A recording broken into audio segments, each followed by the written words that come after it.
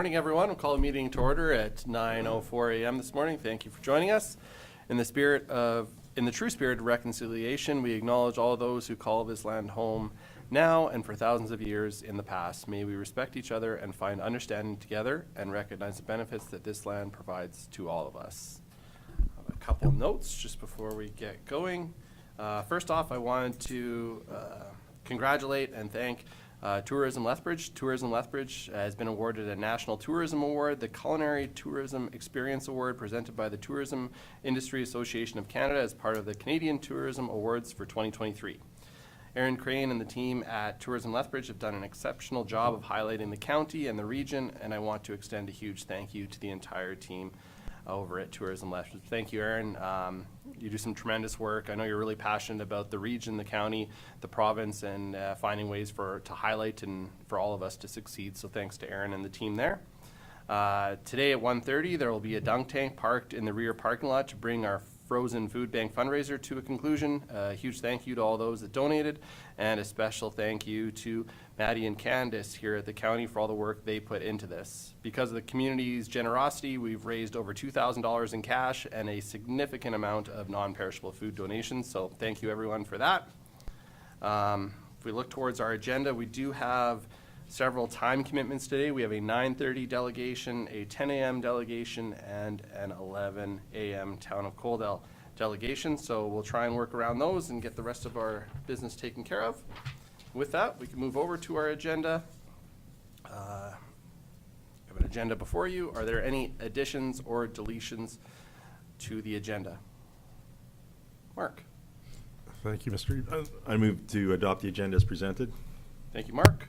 Mark has moved to approve the agenda as presented. Is there any further discussion? Call the question. Those in favor? That's carried. Moving down, item C, adoption of minutes. You have the County Council meeting minutes from November 16th, 2023. Are there any errors, omissions, or any issues arising from the minutes? Go ahead, Lauren. I don't see any, and I would move the adoption of the minutes of the November 16th County Council meeting. Thank you, Lauren. Lauren has moved for the adoption of the County Council meeting minutes, November 16th, 2023. Is there any further discussion? Call the question. Those in favor? Opposed? That's carried. And like I said, we do have those 3 delegations today, our first at 9:30. We do have some time, so why don't we work our way down to our subdivision applications. Item E, E1, subdivision application. Pause for a second.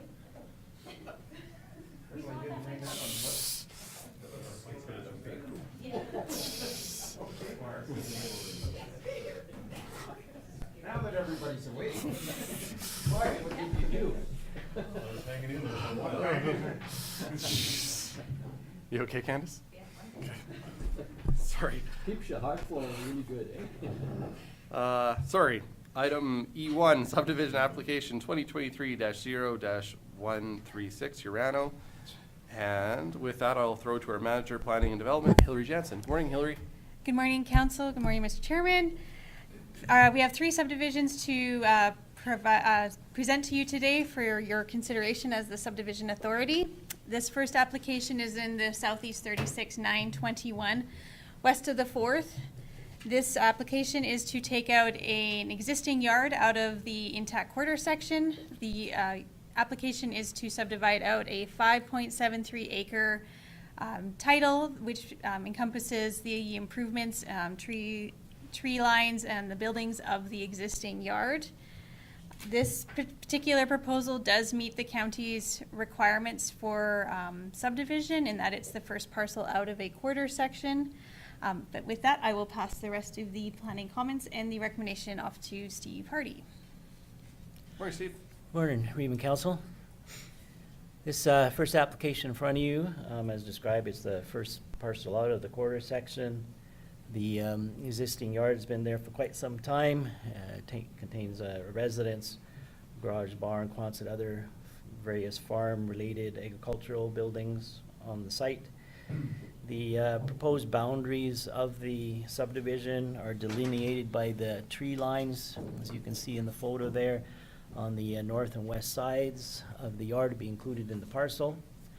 The south property line is also largely where the yard ends. It also runs along the boundary of a gas pipeline right away at the south perimeter there as well. The property line will be angled a little bit to the southeast to capture the water riser for the yard to include it in the parcel. The yard layout as well, the surveyor captured where the septic field lines are and such so that we ensure that that's included in the parcel. And it will be within the confines of the 5.73 acres once subdivided. So as part of this application, they do have access on the east side there to the municipal road. In this area, there's no special environmental features or abandoned gas wells in the area affecting it. There's no CFOs as well. We'll note that the proposed Canamex freeway is located to the south, approximately 200 meters. So as part of the application referral, it was sent to Alberta Transportation Economic Corridors. They have no concerns or objections with the application. So overall, as described, the application does comply with your subdivision policies for the first subdivision out of the quarter section. The parcel sizes align with the policy as well. And as part of the application, there was no request for easements or anything like that from the utility companies. So with it meeting your policies, I have recommended an approval to you. And it would just be on the three kind of standard basic conditions of the taxes being paid up to date, development agreement entered into if the county needs it, and that they submit their final surveyed plan based on any approval they receive here this morning. So with those three conditions, the recommendation is an approval to you. Thank you, Steve. I'd open it up to council for any discussion or questions. Go ahead, John. Thank you. Just one question of administration, and just in terms of access to the remaining quarters, would they require a second access, or is there one existing? Thank you, Councillor Kurbis. Through the chair, it does appear that there is an access on the northeast part of the quarter section, so they wouldn't require any additional accesses to this particular parcel. Go ahead, Klaus. Yeah, thank you, Mr. Chairman. I'll move that the subdivision application 2023-0-136 be approved, subject to the conditions outlined in the draft resolution. Thank you, Klaus. Klaus has moved the recommendation that subdivision application 2023-0-136 be approved subject to the conditions as outlined in the draft resolution. Is there any further discussion? Call the question. Those in favor? Opposed? That's carried. We can move down. Item 2 in our subdivision applications, subdivision application 2023-0-091. Hillary? Thank you, Mr. Chairman. This next subdivision application is to create 5 industrial lots in the area known as the Railside Business Park. The lots would be 2.45, 5.78, 5.93, 7.44, and 7.34 acres in size. There would also be 2 public utility lots that would be going over into the county's name, being 1.93 acres and 0.91 acres in size. And then the roadway would also be dedicated as county road right-of-way. This particular proposal does meet the subdivision criteria of the county's land use bylaw, and I will pass it off to Steve for the remainder of the planning comments and the recommendation. This application in front of you is largely, in a sense, to complete, I guess you could say, the last phase of the Railside Business Park, to create these 5 lots for industrial use. The primary purpose is to kind of tie in with what's already out there for Railside, with the more storage, shop building type warehouse uses in the Railside business development. The 5 industrial lots being created with this application will also involve the 2 utility lots for the stormwater management. Those on the final subdivision plan should be dedicated as public utility lots, PUL, to the county. as part of the approval here. And as Hillary mentioned as well, part of the plan also includes a road extension through the business park to connect out to the municipal road on the east side. The part of the application here, you see in the diagram in front, will require some easements as well to be registered to address some of the infrastructure and piping between the two storm water management systems that are part of this proposal. So it'll be included in condition as well. That's in front of you. This type of development overall is just a continuation of what they're doing there. They're mostly low water volume, low effluent producers. So they will be serviced by private cisterns if water is needed, and septic will be treated on site. As part of this proposal, was circulated to Alberta Transportation. The province does own the parcel to the very west that they had purchased off this landowner as part of the future Canamex corridor area that this will abut against. And of course, Highway 3 is to the south there. Alberta Transportation has no concerns or objections to it.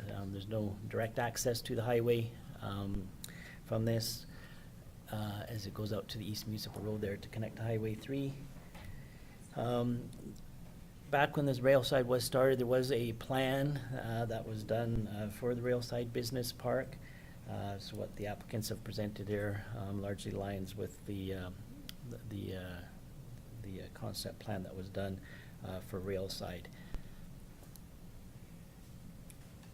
As part of this application, one of the things to be addressed in an approval is municipal reserve.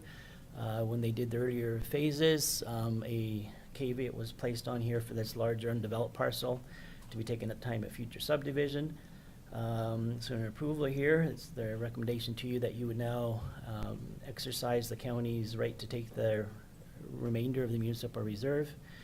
And then once that's paid, we discharge it off the title, since this is largely going to be the last stage here of the Railside. The amount on the deferred reserve caveat was 3.31 acres. So that's what you would take the reserve on, and the value came back at $25,000 per acre for that. So with this land is zoned as rural general industrial, the application conforms to the subdivision criterias and the RGI land use district. I have recommended approval to you.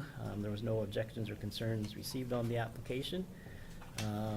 So in the draft resolution in front of you, the recommendation of approval would be based on that payment of the municipal reserve on the area of 3.31 acres. And then there'd be 6 conditions on there: the taxes paid up to date, and development agreements entered into with Lethbridge County. Third, that a utility right-of-way plan be provided to the benefit of the municipality of Lethbridge County, which includes the pond, piping, and infrastructure between the west and east ponds to be registered on title. That the 4th condition would just address that the west wet pond and then the east is a dry pond be dedicated as public utility lots on the final survey plan. The 5th condition is that the final plan of survey be submitted to match any approval you grant here this morning. And that 6 just deals with utility easements. When I originally sent this out to the county for your agenda, we hadn't heard back yet from all the utility companies. So with those conditions on there and the payment of reserve, there's a recommendation on the resolution to approve it as presented. Thank you, Steve. Excuse me. Thank you, Steve. I'd open it up to council. John and Lauren. Thank you, Mr. Chair. When I'm looking at the proposed subdivision, that section of the road will obviously have to be improved so that it is a road? No? It is a road currently. Oh, Deputy it doesn't Rivers. show up very well on the photographs, on the aerials on that is actually a road. Okay, yours is a little bit more updated than ours. Yeah. So is that roadway up to county standards, or would we be adopting something that is going to take a significant amount to bring up the standard? Thank you, Deputy Reeve Kurbis, through the chair. This project has been ongoing with the land owner and the developer with regards to the ponds and the roadways. So they actually have worked with the county to meet our standards prior to this. So we signed off on the conditional completion certificate on this particular road and the stormwater management system. And this subdivision, we would probably defer to the Director of Development and Infrastructure just to ensure that there'd probably be a final inspection done if required, but it has met all of our standards to date. Go ahead, Devin. I'll just expand on that a bit. So I did, as Hillary mentioned, work with the developer during the construction of this roadway. I was on site for post-construction inspection and then a typical warranty period inspection of 2 years upon completion, and the road is holding up perfectly fine. It does meet our standards, and as Hillary mentioned, we made sure that they met our standards as they were constructing because we knew the intent was someday for this subdivision to come forward and we would be taking over that infrastructure. Go ahead, Lauren. Thank you, Mr. Chair. So just a couple of things. The two public utilities lot, I assume they're going to be the wet pond and the dry pond? That's correct. So just on the wet pond, we don't use the wet ponds for fire suppression anymore. So why would we be taking that one on? Perhaps Devin might have a better answer for that. It does also act as a stormwater pond as well to retain stormwater, so it does function as stormwater retention as well. Okay, thank you. And the other thing was the value of the land, the $25,000 an acre. I mean, you can't even buy irrigated land over there for that kind of money. So that seems to be ridiculously low. That was the value that came back from the county assessor. Go ahead, Lauren. And one other thing, the Lot A is not part of this. We did not approve that years ago, right? Because it's where the Canamex goes. Is that correct? It was previously taken by Alberta Transportation. Yeah. Yeah. Thank you. Any other questions? Go ahead. Sorry. Oh. I was just going to move that the subdivision application 2023-0-091 be approved subject to conditions as outlined in the draft resolution. Thank you, John. John has moved the recommendation that subdivision application 2023-0-091 be approved, subject to the conditions as outlined in the draft resolution. Is there any further discussion? Not, I'll ask a question. Those in favor? Those opposed? That's carried. Thank you. We can move down to our third subdivision, subdivision application 2023-0-137. Eric? Yeah, thank you, Mr. Chair. Due to the nature of this application, I'll be abstaining from participating in discussion or voting. Thank you, Eric. Throw to you, Hillary. Thank you, Mr. Chairman. This last subdivision for County Council's consideration is to split in 18 Hold on a point. sec, Hillary, can we Oh. I just need some clarity. I've kind of heard a couple different things about if the counselor is able to be present, if they're not able to be present. I just want to, we should be crystal clear on this. Yeah, thank you, Reeve Campbell. So as per the MGA, it basically states that if the counselor is able to be present in the same regard as they would as a general taxpayer, they are fine abstaining from the vote and from participation in the vote. If it is an item where, as a general taxpayer, they are able to speak to it, they could speak to it in that regard only. So it would be noted in the minutes that Councillor Van Essen has a conflict of interest and is not participating in this discussion. There is nothing detailed in the MGA or our conflict of interest bylaw that I am aware of that says that he can't remain up there. If council would like him to sit in the crowd or leave, that is your prerogative, but there is nothing that we found suggesting that that is the case. So. And then I would defer to council. Ultimately, your decision.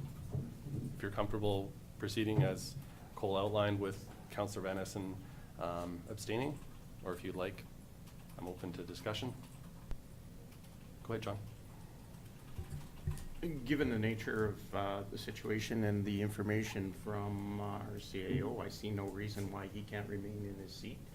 And you know, I don't think that there's even a point this is not a public hearing on this subdivision, so, you know, there's nothing that would require any input from the public, so I see no reason why we can't proceed as normal, just with Councillor Van Essen abstaining from the vote.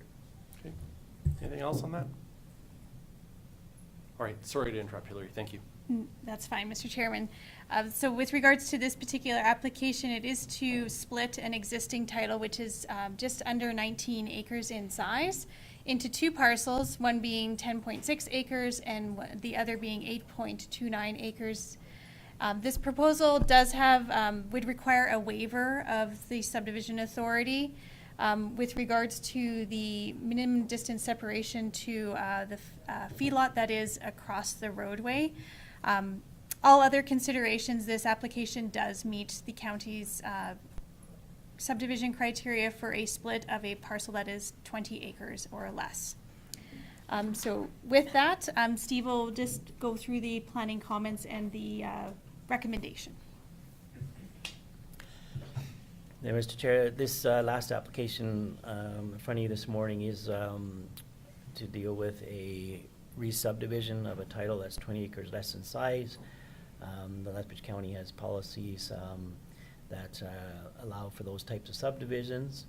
The parent title here that you're dealing with, the 18.89 acres, was created as a cutoff parcel in the very southeast corner of the quarter section there, due to the LNAD canal that cuts through there.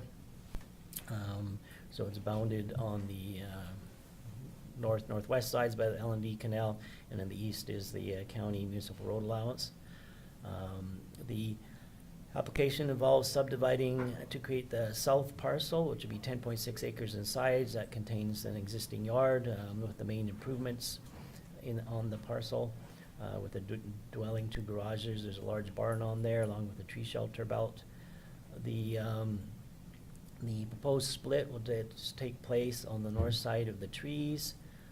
North of that is the vacant land area, which will result in a parcel being created that's 8.29 acres in size, a vacant parcel. The existing yard is serviced by a private cistern on-site septic field system west of the dwelling that won't be impacted by the subdivision where the property line is going. It's proposed that the vacant north lot, the 8.29 acres, will be serviced in the same manner. And obviously here the access comes from the East County Road. There are currently 2 approaches in place in the area for the south yard. The vacant north 8.29 acre lot will require its own approach. So this application does meet the policies in regards to a resplit of a title 20 acres or less in size. There are no special considerations for any environmental factors, abandoned gas wells, historical resources, those types of things. So the one issue that doesn't meet the bylaw is in regards to the application of the minimum distance separation.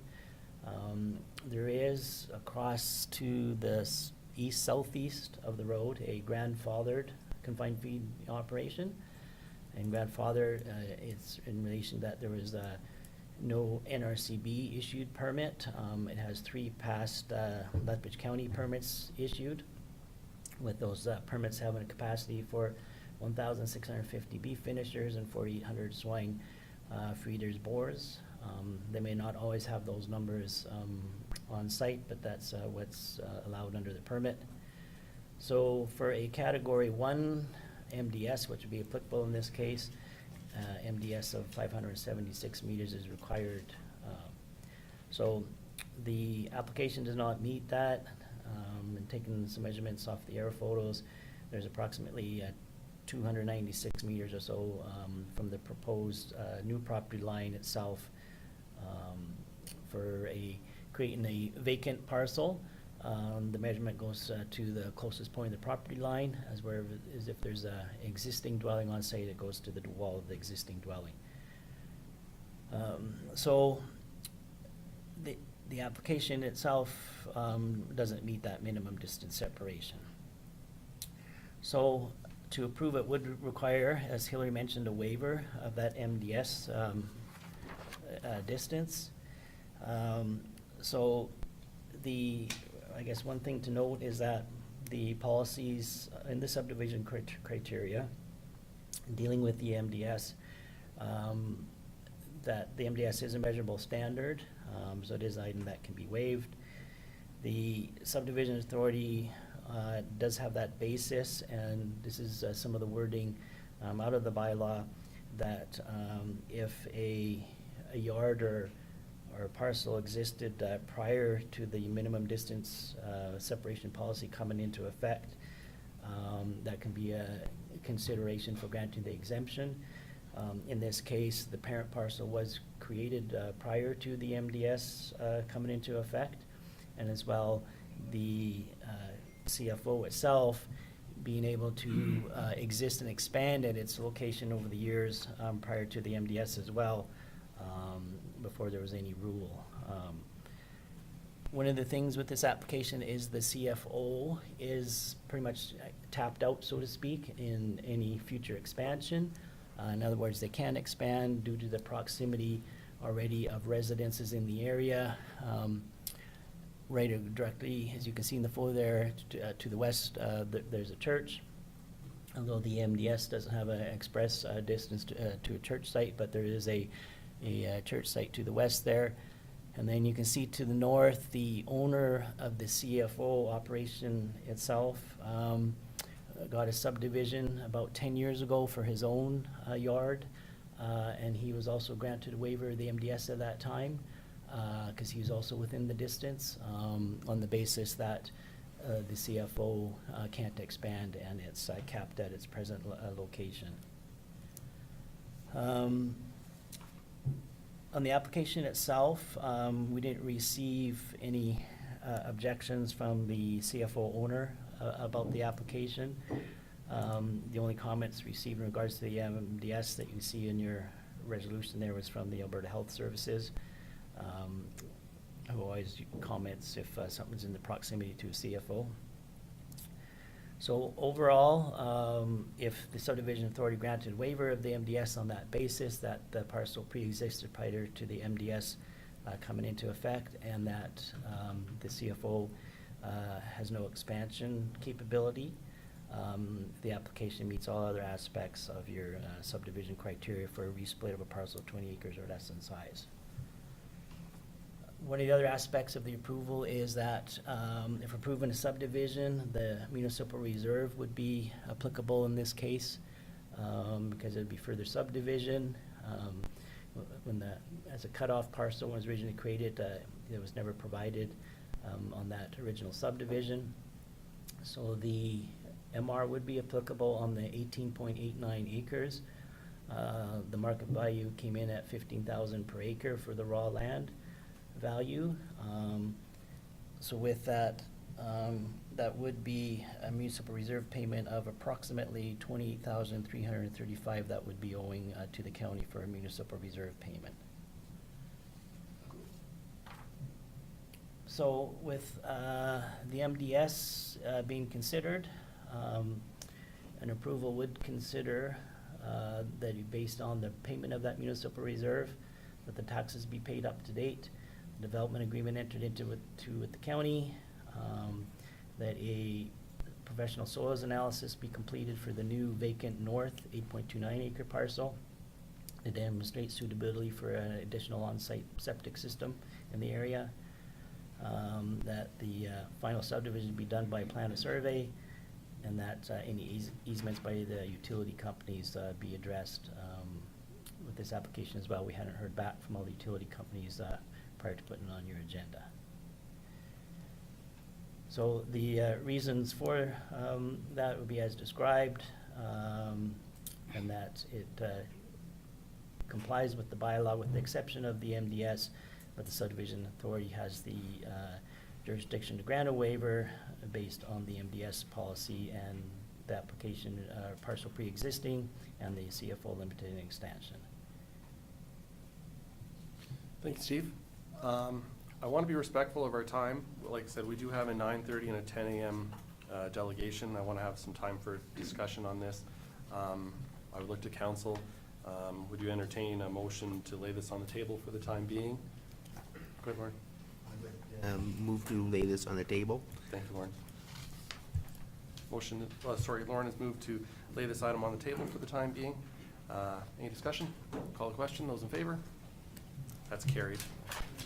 Thank you. Thanks, Hillary. Thanks, Steve. With that, we can move to our 9:30 delegation. Sorry, we're running a few minutes behind. With that, I would invite Glenda and Jackie from STARS up.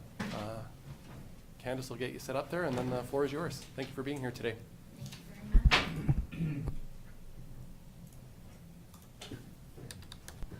Just the arrows left or right. Thank you.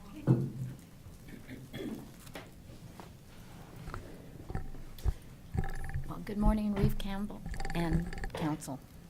It's our pleasure to bring you your annual update. As you can see, I'd like to introduce Jackie as well. That, as you well know, that Martin had an opportunity to have a wonderful position back in his field of economic development. So we have Jackie Seeley here, that she will be representing Southern Alberta.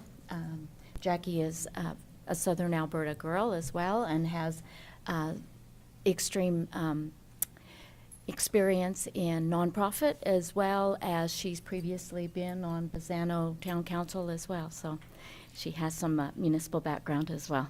So we'll just get started. So first and foremost, you know, December 1st, STARS celebrated 38 years of serving Albertans. And so we are now going through a bit of a rebrand. As you see, a little bit different logo there. And, you know, our vision remains the same, that providing critical care. And now with the latest in technology and advancements, we're hoping to continue providing that high level of critical care anywhere.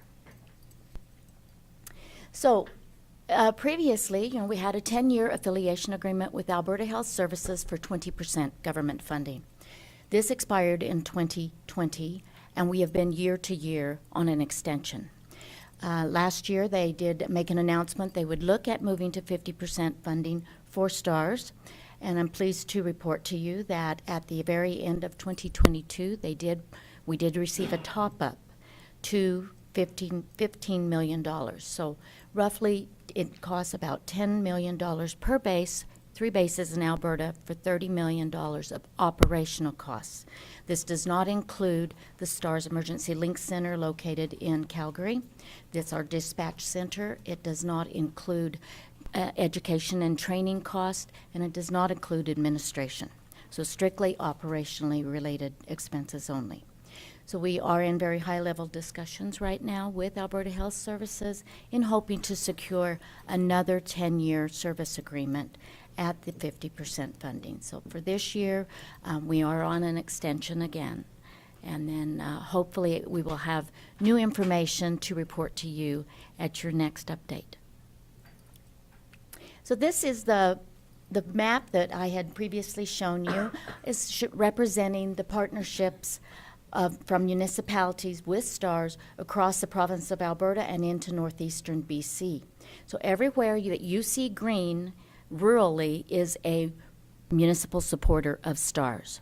So we have now, just since I last reported to you, have added 5 new rural municipalities, 6 more urban municipalities, and 3 of the white ones there are pending. They have asks in front of them for their budget deliberations right now. So currently we are over 90% of Alberta's municipalities in a united effort. The majority are giving at a minimum $2 per capita. 50% of those municipalities are giving at a higher rate than that.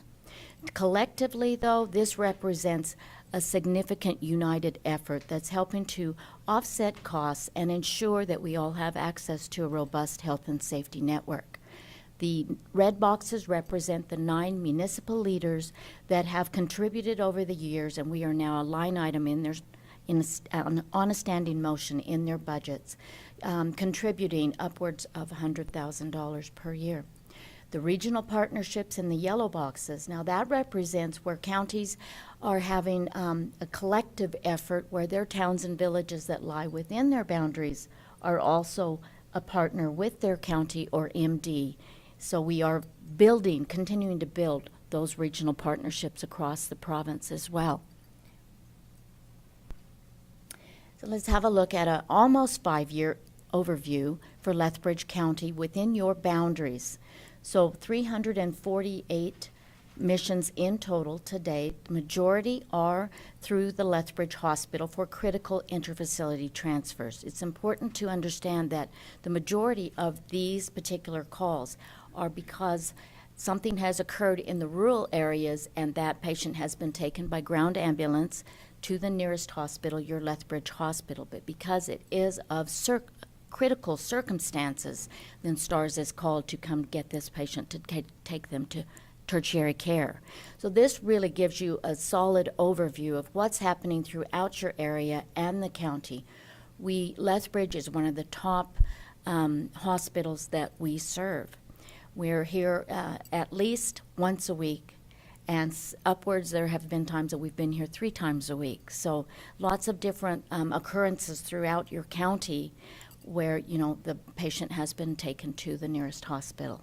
So overall, on an average, annually, you're averaging about 70 missions per year throughout your boundaries. As well, I checked this morning the statistics, so this shows up to November 15th, 68 missions to date, and there's already been 2 more in the first week of December, so we are at the 70 missions annually. Next slide. So this is really pertinent information, I believe, to your area. This was our postal code project. So let's look on the left-hand side first. This was where we were able to utilize and gather data back to 2010 for utilizing patient postal code only, no other patient information other than the postal code where that resident lived at the time that they were flown by STARS. So the listing on the left-hand side, those are the different areas for the postal codes within your boundaries. So 554 residents to date. So these would include rural residents that, you know, may possess a Lethbridge postal code, for example. But more interesting enough is on the right-hand side. In order to show you, the red dots or the listings across the bottom represent all the different areas across multiple provinces where these 554 residents were at the time that they needed STARS. This is a testament to our partnership. You can see significantly BC, all of Alberta in many areas. So your residents have been served by all 3 bases in Alberta as well as both bases in Saskatchewan. Update for 2023. Since last year when I first presented this information, 56 residents this year alone have been flown by STARS.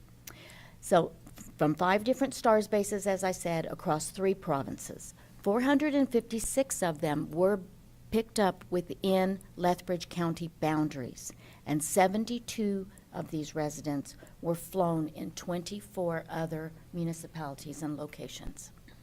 Next slide, please. Okay, so our Emergency Link Center is located at the Calgary base, and they receive over 36,000 emergency requests every year. So that's on average 100 per day. They work closely with 911 dispatch and have access to every available resource across the province. The STARS Vigilant program monitors over 4,000 industry sites every year. So they work with every aspect of industry for integrated safety and emergency response plans.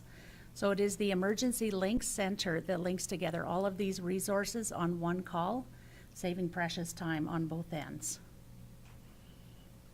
Here we have the STARS transport physicians taking a shift in the Emergency Link Center. So they provide medical and procedural guidance on every critical call, regardless of the mode of transport. So you may see a STARS crew member that would accompany a patient by ground ambulance or by Alberta Health Services fixed wing.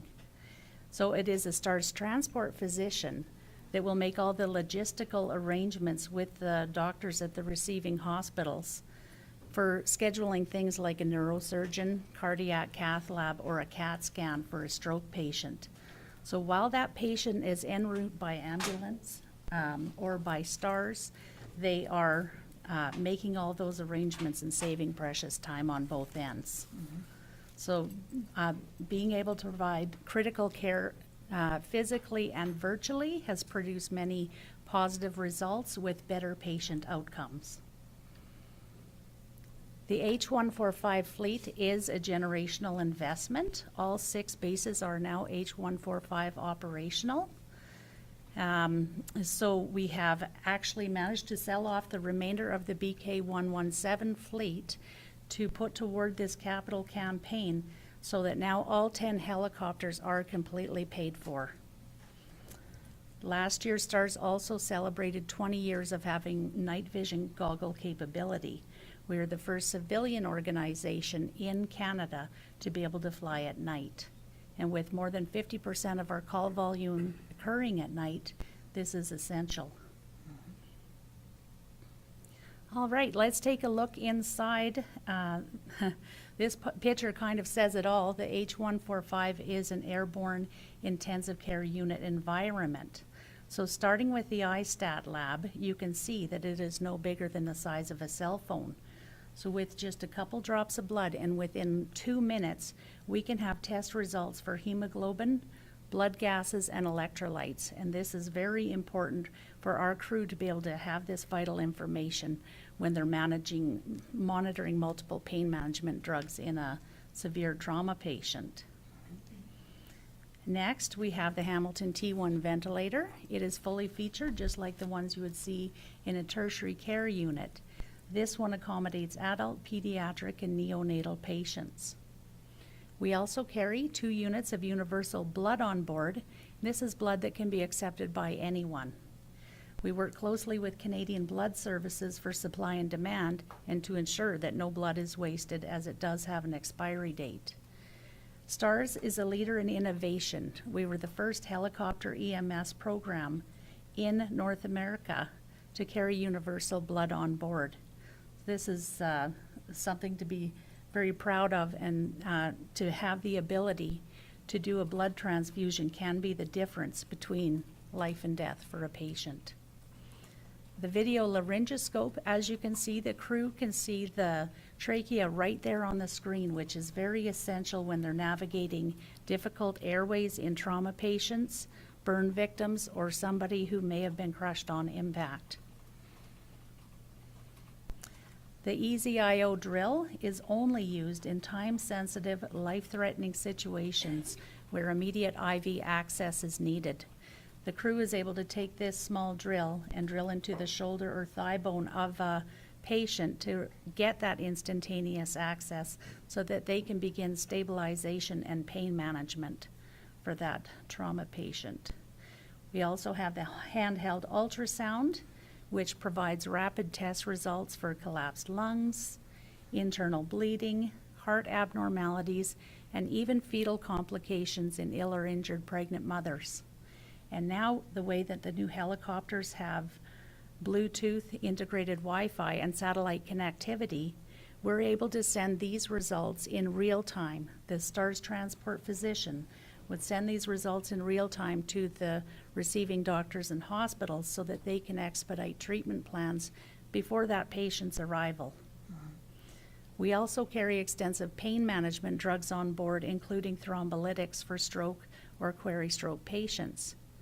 We have agreements with hospitals across Western Canada who are on the stroke protocol. So when we have a possible stroke patient, the STARS transport physician would phone the closest hospital and let them know that we're on our way with a patient, because every possible stroke patient must have a CAT scan to determine the type of stroke that it is and whether it warrants giving the thrombolytic drugs. And of course, last year I did mention that, there is an air medical transport conference simulation competition. This is a worldwide competition bringing together helicopter EMS programs from around the world to compete. And it's a very rigorous competition. Last year we were very proud to have our Saskatoon team that took first place, marking the 7th time in 20 years that STARS has been first place in the world, bringing critical care at a very high level. This year, this is on the right-hand side, was our team that took runner-up. So still marking in 21 years, STARS has been top 3 in the world all 21 years in our critical care expertise.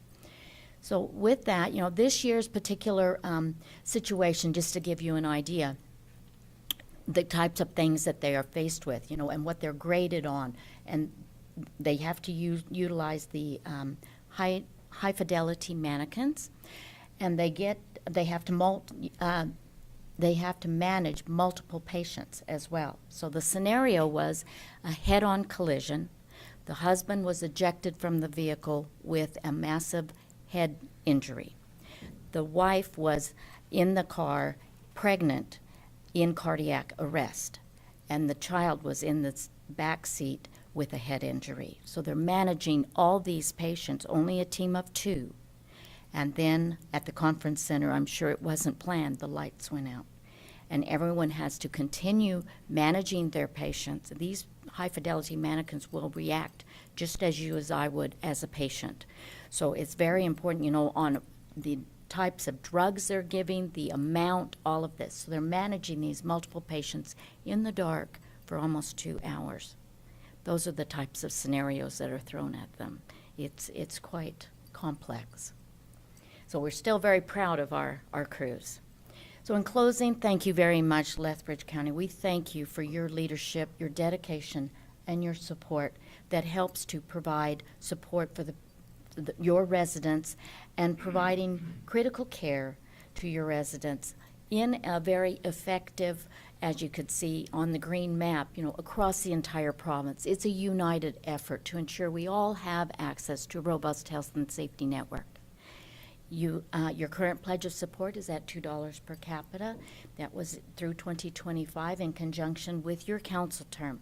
We greatly appreciate that. The majority of our municipalities are either on multiple year pledges as yourselves or on standing motion that we have now become a line item in their budget. Either way, we have now surpassed over 55,000 missions flown since our inception in 1985. So a life literally is saved every day. We're averaging 10 missions per day across the 6 bases. But partnership is what makes it possible. So we thank you for your partnership with STARS. Thank you very much for the update. It's greatly appreciated. Thank you for all the work you do, all the work that the teams do. And to your point, I believe it was just last week I was driving into the office and I was 2 blocks away and saw the helicopter coming into the Lethbridge Hospital. So yeah, no, it's something very real and we appreciate everything you do. I'd open it up to council if you have any questions. Go ahead, Lauren. Thank you, Mr. Chair. Just a question about when you said all the municipalities that have the yellow box around them. So is the city a partner with you? More like some of the ones in the red? They're not currently. They previously had been several years ago, not currently, but it is in the plan, with Jackie's help now to help manage, because previously it's been, for 17 years, it's been myself only to manage the entire province. And I meet with these councils every, on an annual basis, bringing them an update. So this will now, with Jackie being here, to help to manage the Southern Alberta councils and to keep you all well informed, then that allows me to continue to find more, make a better united effort. Awesome. Thank you very much. Appreciate your time and thank you for being here today to share the message of STARS. We appreciate it. Thank you. Thank you. We did bring you a calendar for your office and some newsletters, and also one if you could please pass on to your fire department, that we greatly appreciate everything that they do. They Awesome. help us to do what we do best. Thank you so much. Thank you. Thank you. We've got about 5 minutes till 10 o'clock, so why don't we take a short 5-minute recess and we will reconvene for our 10 a.m. delegation.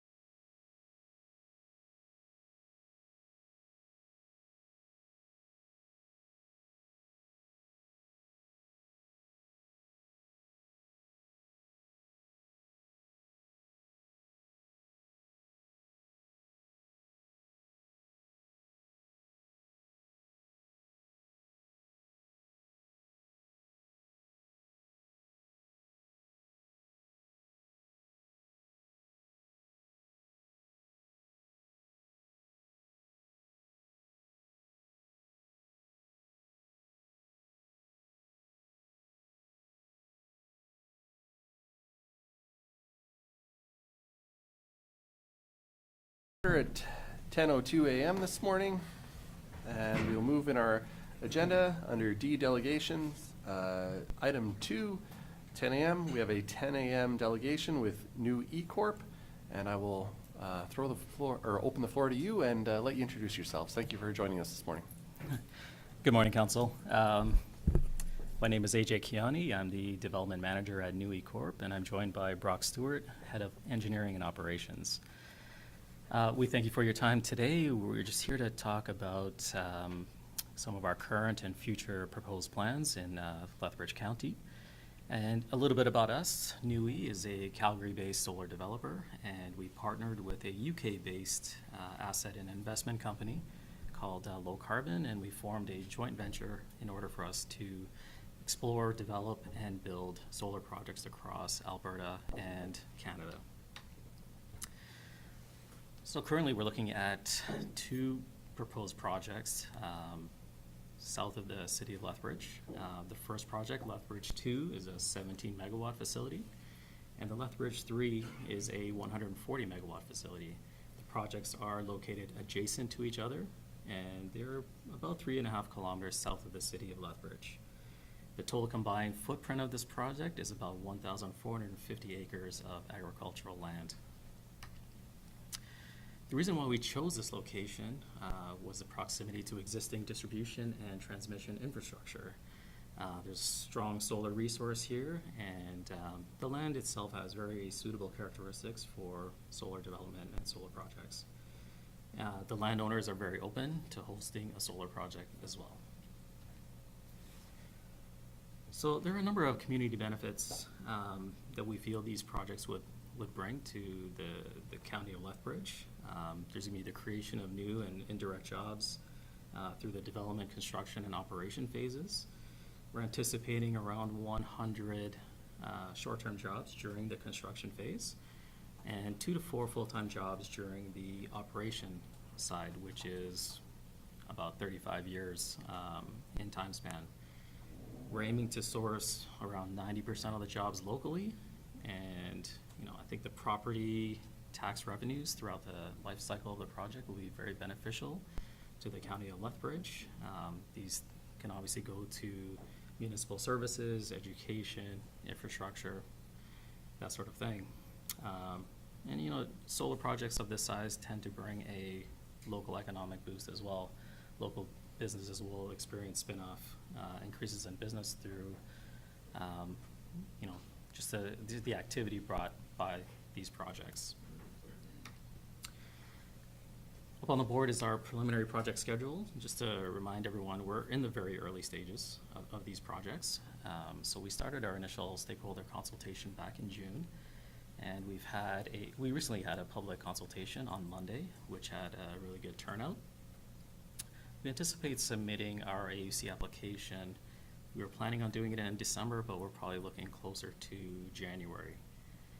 With the moratorium going on right now, it's hard to really time the rest of the approvals and activities, but tentatively we're hoping to hear back with an approval in August of 2024, and then we go through the municipal permitting process at that point. We're looking to start construction in Q2 of 2025 and becoming operational in Q1 of 2027. Just wanted to add to the schedule here.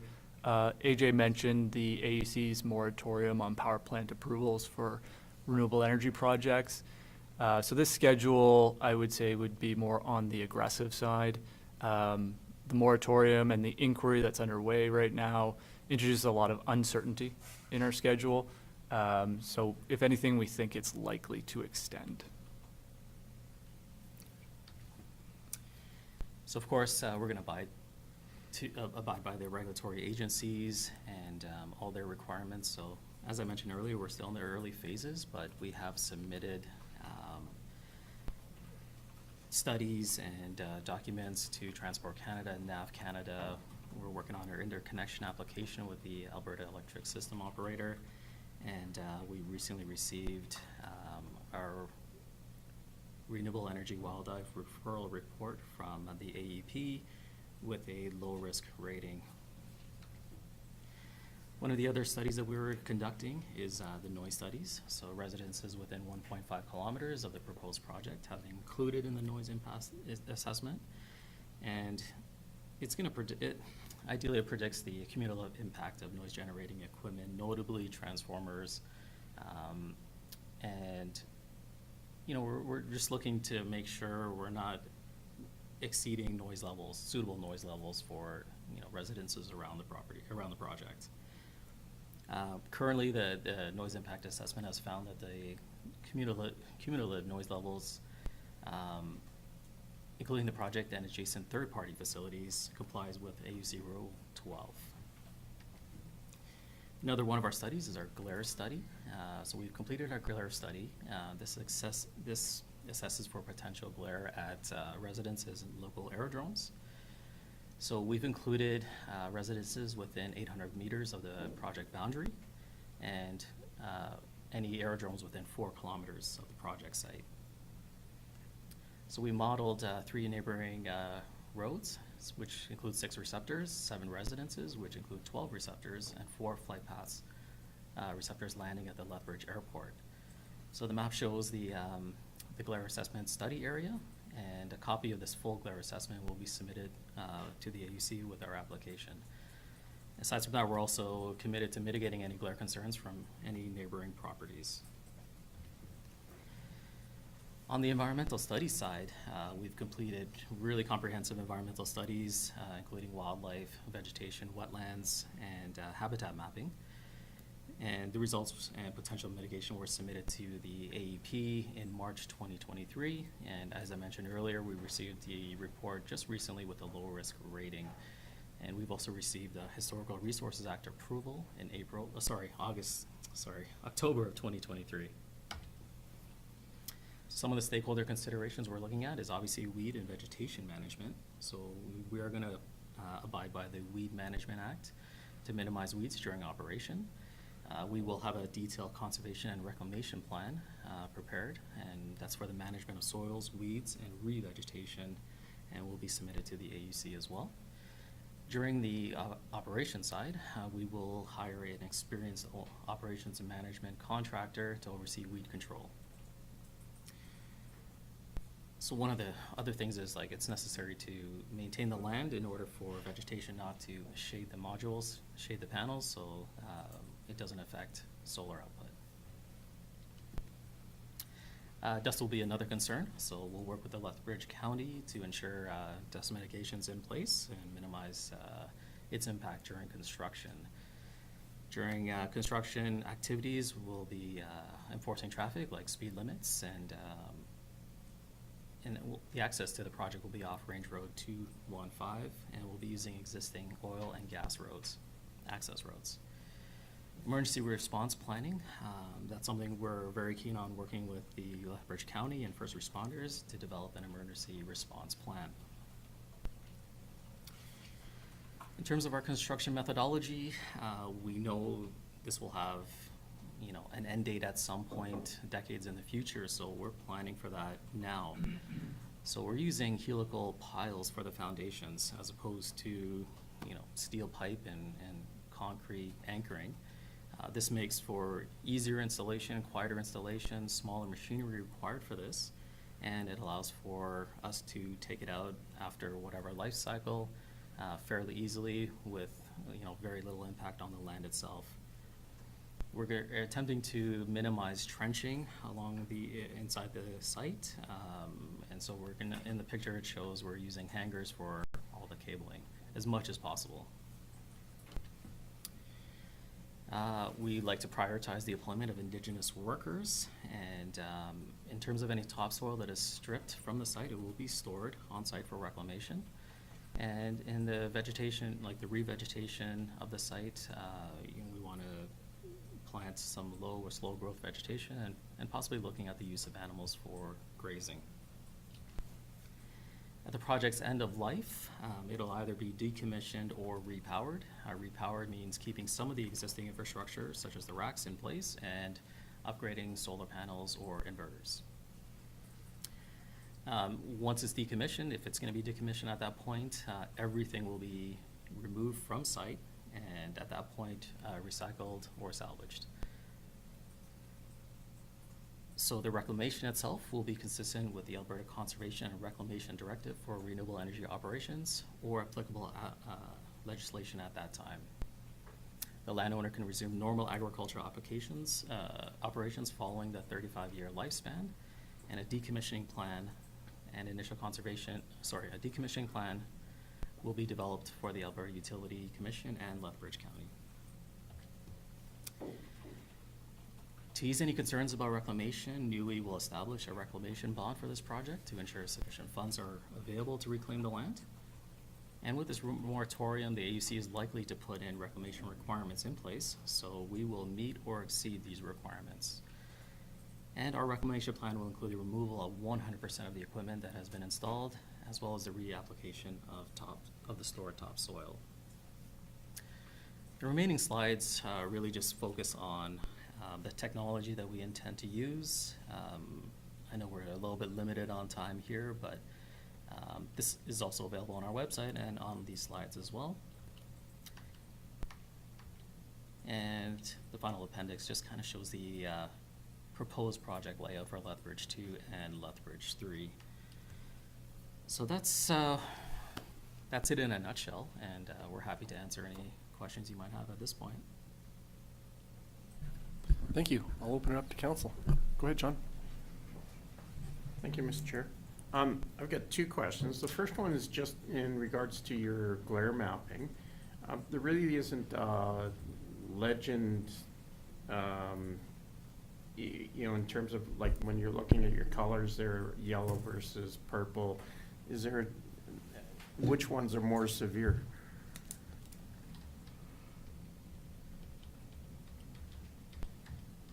Yep, back there, yeah. I can probably answer that. I think the colors on the map itself were used by a drafting program and don't necessarily indicate the glare per panel. Right.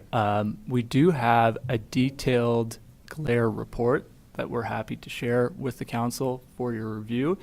Within that report, it details the methodology of how the study was conducted, the points that were assessed, and also the amount of glare that would be produced by the entire facility.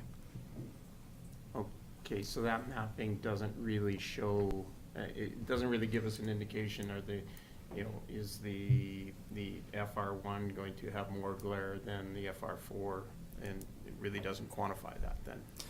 Not in this Not map. on this map, Okay. no. This is just more to show the study area itself, but the glare report will be available on our project website. Super. All right, thank you for that. My second question is just regards around your business model. Is it around construction of these projects and then advance them onto other ownership, or is your business plan based on long-term ownership of these projects? Our business plan is based on long-term ownership. We have a joint venture, as mentioned, with Low Carbon. So we work with their Canadian entity, but they are ultimately based in the UK. So we intend to develop, construct, and operate all of our facilities, and ownership will be split between us and Low Carbon. Claus and then Lauren. Yeah, thank you, Mr. Chairman. There's two, I got two questions for you too. The first one that I want to propose is the end of life. Where would this be brought, the end of life, the way the situation is now? And because the end of life, a lot of you see the solar panels piled up in big piles, and I don't think that's exactly the way we want it to go. So how would you propose the end of life for these panels? Yeah, it's a good question. I would say the end of life is still something that's a formative topic right now in the industry.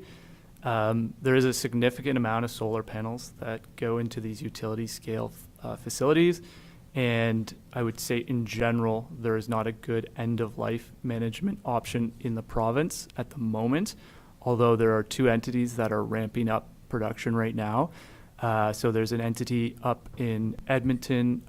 ARMA is an acronym. I can't remember the full name off the top of my head, but they are standing up a recycling program. So they have a pilot program specific for solar panels where they are intending to refurbish and reuse panels.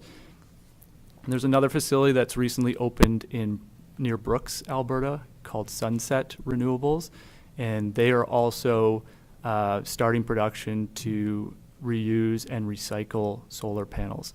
So they're pretty small operations right now.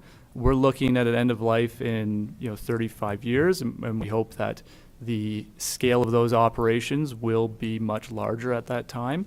But it is our intention to work with an organization like one of those.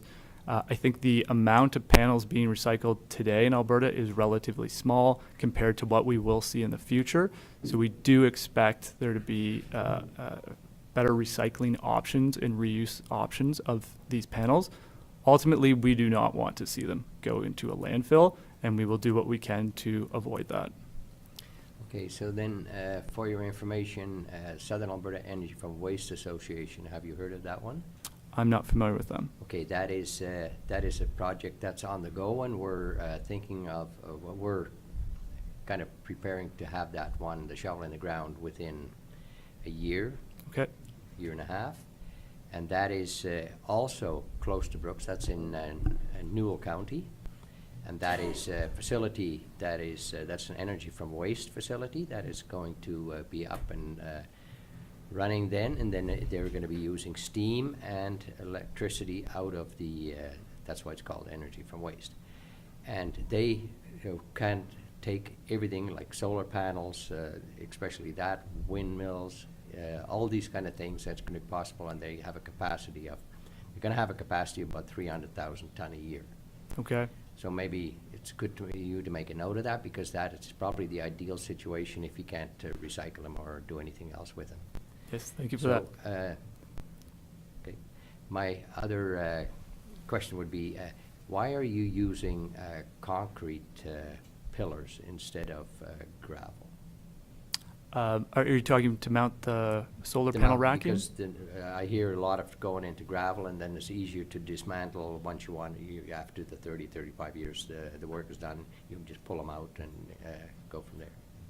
Yeah, we're not planning to use concrete foundations for the racking. They are a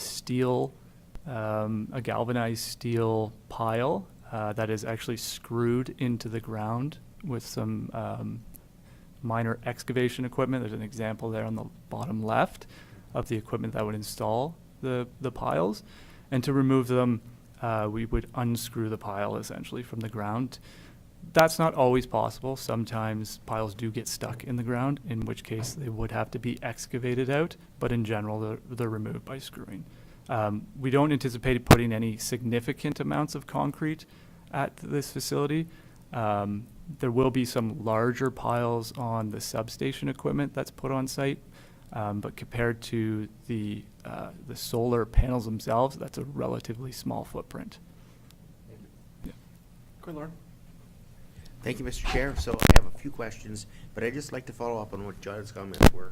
When you talked about ownership and you intend to own it through, I realize that's pretty hard for you to say at the present time, because it's like oil companies, when they get a lease, in 5 years they may sell it off to somebody else.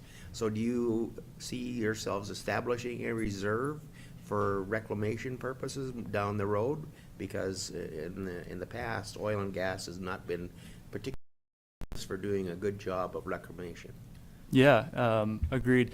So it is our intention to set up a reclamation bond for the project and each of our projects through a third-party bonding company. So funds would be available for reclamation regardless of who the owner is at the time. We do believe that there is going to be significant reclamation requirements put in place by the AUC after they conclude the results of their inquiry. And that could be a bond or a provincial fund that's set up to contribute to. So back up again, our current plan is to have a bond in place associated with the project to make sure those funds would be available for reclamation.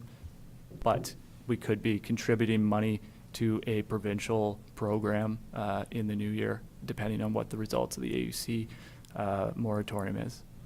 Okay, and just about the reclamation process itself, you intend to strip off the topsoil and keep it? Yes, Sorry. Will you be also stripping off the next layer down? Like I've had some highway work done, and quite honestly, it takes a long time to get it back to suitable agricultural land after you've had, the topsoil removed and to get it all back to normal. Yeah. On some of the roads that we would put on the site, I think, yes, we're definitely going to be stripping the topsoil. We may go a little deeper. There will be some trucks that are, bringing in equipment throughout the project, so the roads will have to be designed to handle those kind of loads. Ultimately, we're going to try to minimize any stripping of topsoil in other areas. So under the panels, our intention is going to be to try to leave as much of that topsoil in place.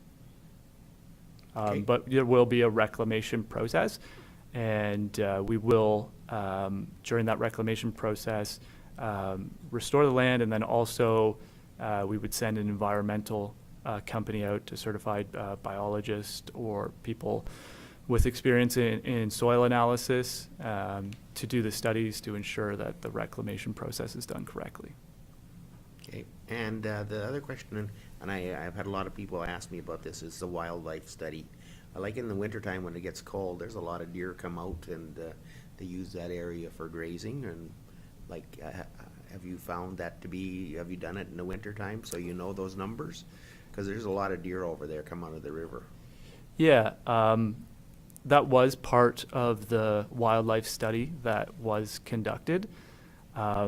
I don't know the number off the top of my head, but I do know that during the studies, mule deer and I believe white-tailed deer were identified on the property. We're happy to share those numbers with the council. Ultimately, we wouldn't build, there's a coulee near the project proposed land. We wouldn't actually be building down in the coulee up to the edge of the coulee though, and the entire perimeter of the property would be fenced. So deer would have to go around the property. Any other questions from council? Go ahead, Eric. Yeah, thank you, Mr. Chair. Kind of observed some of the Loman sites and those areas, and there were some pretty big concerns with dust, and being that this is going to be upwind of the city to some extent. Do you have a comprehensive plan in place to mitigate that when there's some landscaping being done, whether that's timing of seasons or whatever? But we really, I don't think, want to see the city dusted out to the same extent that the north had it. Understood. We haven't put together a comprehensive dust plan yet. We will be doing that in the new year, and we intend to submit that to the county for approval when we get to the point where we're applying for a development permit. But we are committed to dust management. We do realize there is local residents in the area. We want to minimize disruptions with them. So we will put in a plan that will include things like water trucks to make sure that the ground is not dry to induce a significant amount of dust into the air. We will control traffic schedules, try as much as possible to keep traffic on the site roads and try to minimize any work or trucks backing into areas that could create significant dust. And we will have a vegetation plan and soil erosion plan as well that we'll put in place. So ultimately, no, we don't have that detailed plan today, but it will be something that we will develop and submit for approval. Thank you. Any other questions? Yeah, go ahead, Lauren, and then Mark. Thank you, Mr. Chair. So just one other question. What's the minimum distance kind of separation from a solar project to a residence? Like, how do you, is it based on glare, or how do you get those numbers, and what are they? Or do you? Yeah, I don't know if there's a minimum distance per se to a resident. There is a setback that we require from any nearby roads. It comes down to what the noise produced from the facility could be, and that can determine, you know, the location of a residence relative to the project. But my understanding is residents can be almost up to the boundary of the project, as long as we're not affecting that property with excessive noise or glare. Any other questions? Sorry, yeah, Mark, you had your hand up. Go ahead, Mark. Thanks, Mr. Chair. Just want to thank you for coming and presenting to us today. Typically, across the provinces, a lot of these projects have just gone ahead and the counties have been ignored. So we appreciate the fact that you actually came here and are sitting here and presenting to us. The other question around is that we keep talking about dust. And my concern too is just the impact on our roads. I've talked to some other counties, and when the properties are being built, that the truck traffic, it's the effect and the damage it does to our infrastructure. So that may be something else, if you would work with our infrastructure people to look at that, to mitigate that, include in your project cost if you did that, to help that, because I know the roads get beat up, and then a few years or a year later, then we find it, and then it's coming out of our tax base to do that. So the other thing is the bond. This is the first time I've heard a group present and say they would be willing to put a bond. So again, thank you for that. But that you indicated, that's transferable. So when you sell it, or if the project is sold, or typically companies or investors come in, they front the money, they build it, they get their ESG scores and carbon credits, and off they go. They sell it, and in a year we've had 4 different owners. So then does that get watered down so that at the back end, you know, the 5th guy that owns the property says, sorry, not my problem, and the bond is gone? So we intend to put this into a contractual agreement with the landowners. So the contract would have to be transferred with the project and ultimately maintain the bonding. We haven't put together the details, exact mechanisms of how that would work, but that's high level our intention on what we would do. And again, I think it's all subject to change as the AUC is likely to put in specific reclamation rules. the other piece is given the technology with solar, that in 5 years, those panels, you could produce the same amount of power on a panel like a 1/6 of the size of what you've got. So with this setup, you have the capability of just coming and switching out the panel if it was cost effective. So that would typically extend the life of the project. It's not that they're going to, this style of panel, it's like buying a car 35 years ago and you drive it for 35 years, and that's not realistic. So the 35 years, it seems like an awful long time. Yeah, I think we call that repowering, when you do come in and replace the old panels with newer panels, and you're right, every year the efficiency and the energy density of the panels does increase. In my view, that's a likely scenario. We would likely repower the facility. The other thing that happens with these panels is they do degrade over time, so their efficiency goes down. So they produce less and less as years go on. But the 35 years is really related to some of the ground infrastructure that's been put in, or will be put in place. It will corrode after time, and has to be removed, or it won't provide the necessary structural support that we'll need for the racking.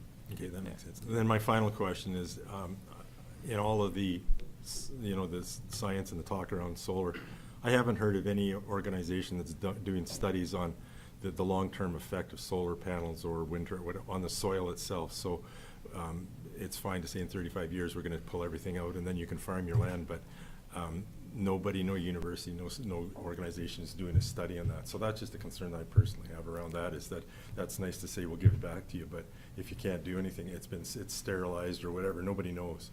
So it's just those studies don't seem to be happening, and everybody's on the front end of this and the raw, it's green energy, and that's great, and we're not opposed to it, but there's always a downside to any type of energy that we're using. So I just like to see if make that known to you anyway. So. Yeah, I would agree. I think any kind of man-made infrastructure has some level of disturbance on the land.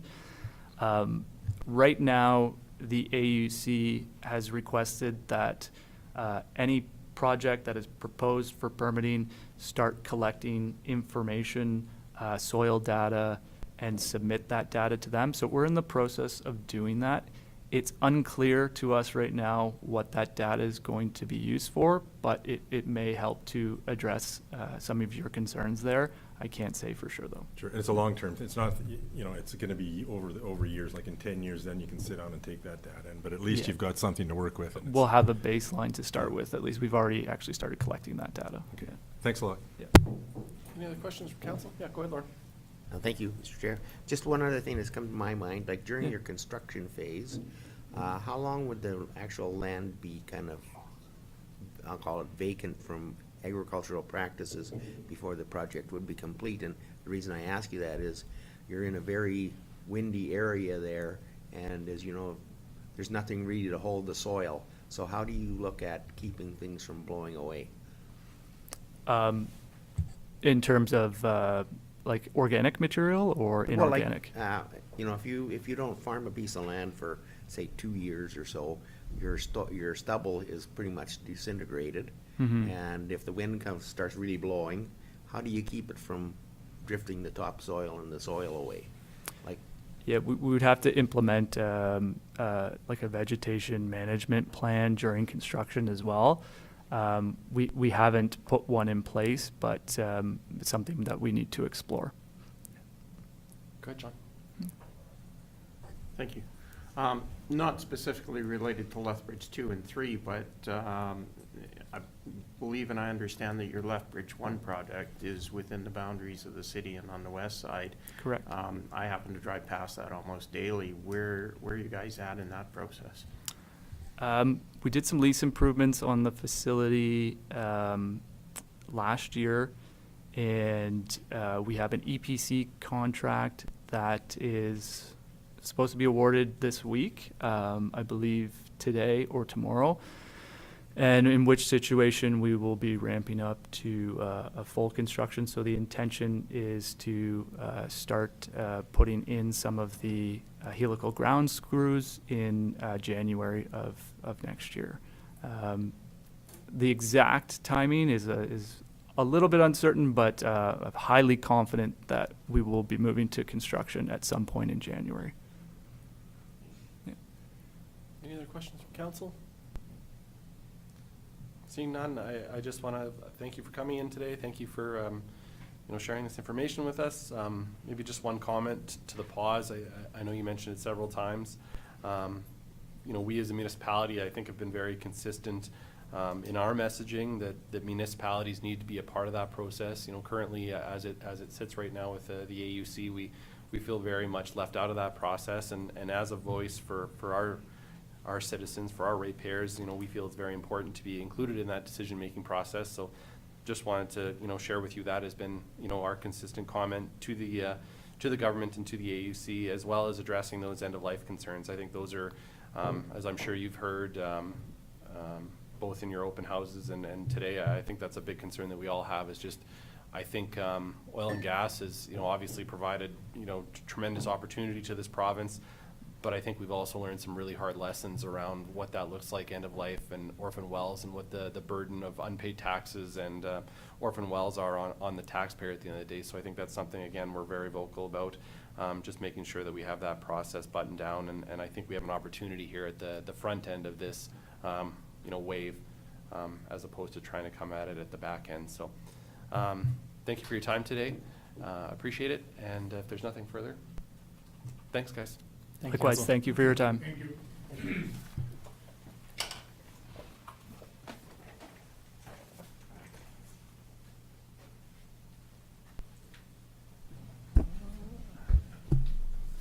Could I have a motion to pick up off the table subdivision application 3, number 2023-0-137?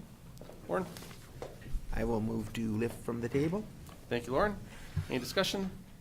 Call the question. Those in favor? Opposed? That's carried. Hillary, whenever you're ready, go right ahead.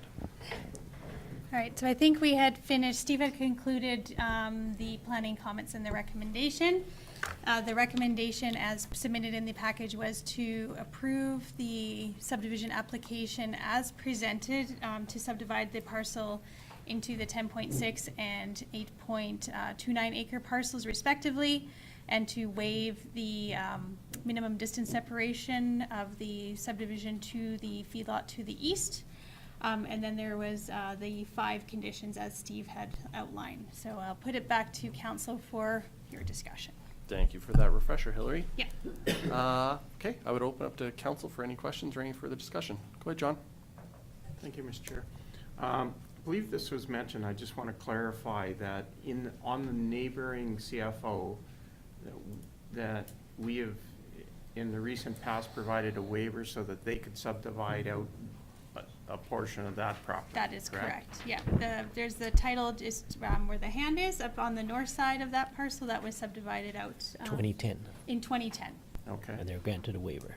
Yeah, and they were granted a waiver as part of that approval.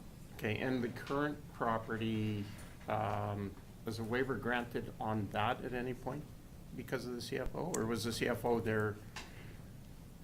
No, there was no waiver granted for the current property because it's a cut-off parcel. Okay, There was no MDS at the time. And there was no Yeah. MDS at the time. So. right, okay, Yeah. perfect, thank you. Any other questions? Go ahead, Lauren. Thank you, Mr. Chair. So the remainder of the title, would it fall under the minimum distance separation if somebody came along and wanted to build a house there? Or how Yes. So the waiver for the subdivision just applies at the subdivision phase. But when they were to apply, as it would be for country residential use, and we do anticipate they would apply for a residence, that waiver would be noted in the development permitting process, that's been essentially granted. The MDS They- comes up to this corner here. It's kind of. Yeah, they may have an opportunity to be outside of the MDS if they developed right in the north part of the parcel. But notwithstanding that, given the location and the history, a house would be approved on that parcel for a development permit. Sorry, go ahead, John. Sorry, and that just brought up another thought on my mind. The south parcel, if there was any further development on that, then a waiver would need to be on that parcel as well, correct? Through the chair, there is already an existing development on the property for a residence. Right, but if there was any other further development, like if there was. It's just the residence that requires a waiver, not anything else. So if a permit was put in, or a development permit to expand the residence, to make it larger, would a waiver be required? Because it's already existing. Yeah. Okay, thank you. Any other questions? Go ahead, Mark. I'd like to move the recommendation that the subdivision application 2023-0-137 be approved, subject to waiver of the MDS being granted and the conditions as outlined in the draft resolution. Thank you, Mark. Mark has moved the recommendation that subdivision application 2023-0-137 be approved, subject to a waiver of the MDS being granted and the conditions as outlined in the draft resolution. Is there any further discussion? Seeing none, I'll call the question. Those in favor? Those opposed? That's carried. Thank you. Thank you, Hillary. Thank you, Steve.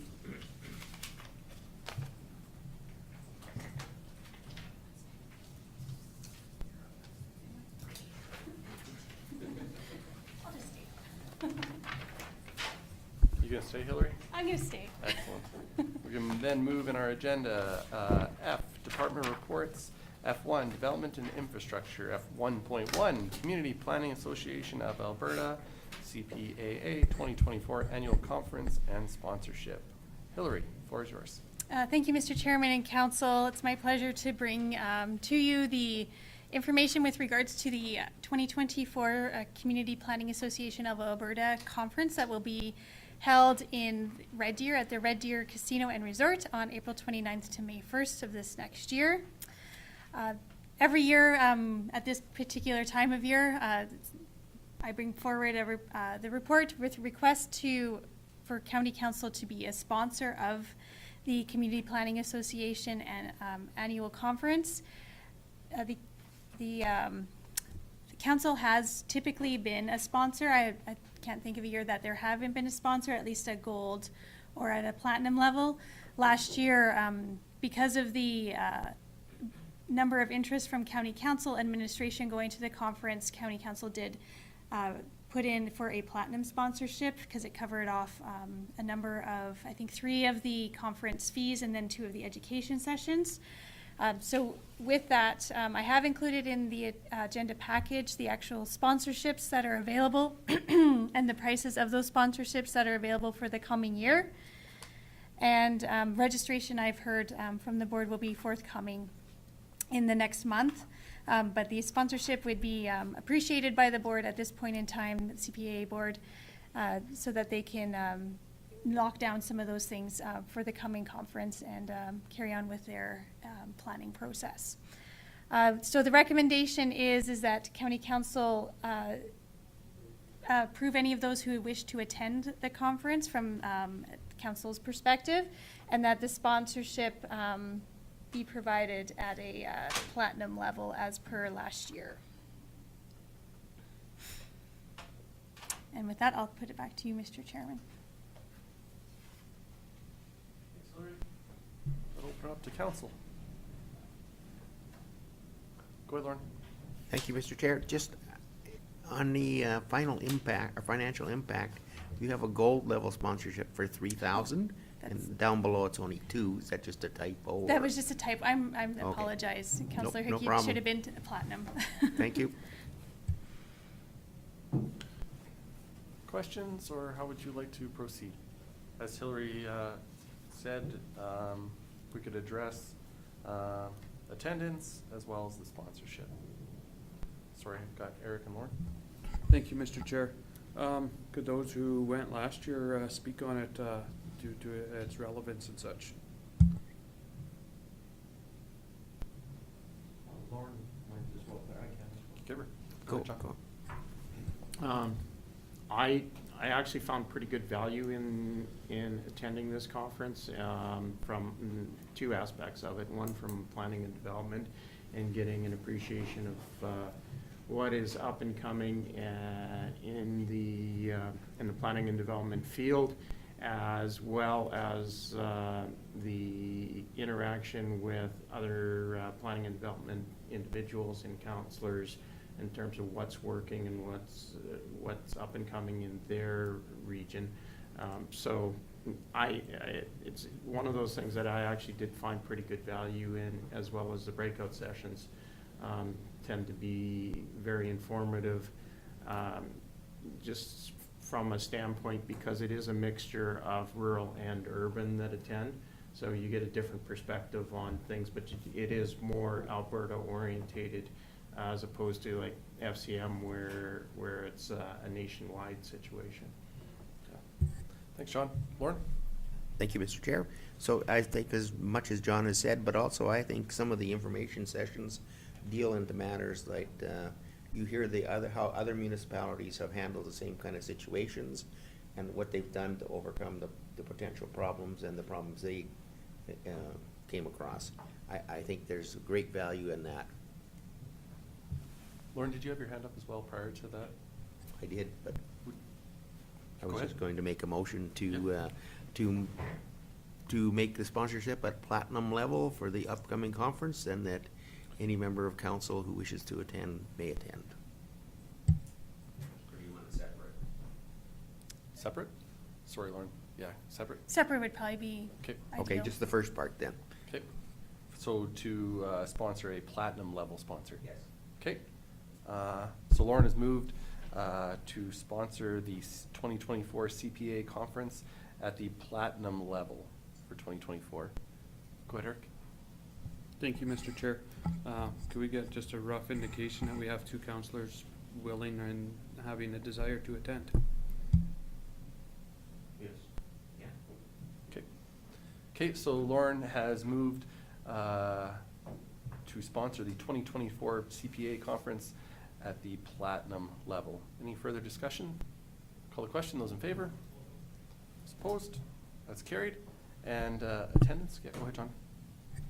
I'd like to make a motion that any member of council that may wish to attend have authorization to attend the 2024 CPAA Annual Convention, Conference, sorry. That's okay, thanks, John. John has moved to authorize any member of council wishing to do so to attend the 2024 CPAA conference. Any further discussion? Oh, sorry, go ahead, Mark. Sorry, just a point of clarification. With that platinum sponsorship, you said last year that there was two spots that were covered in that. Is that?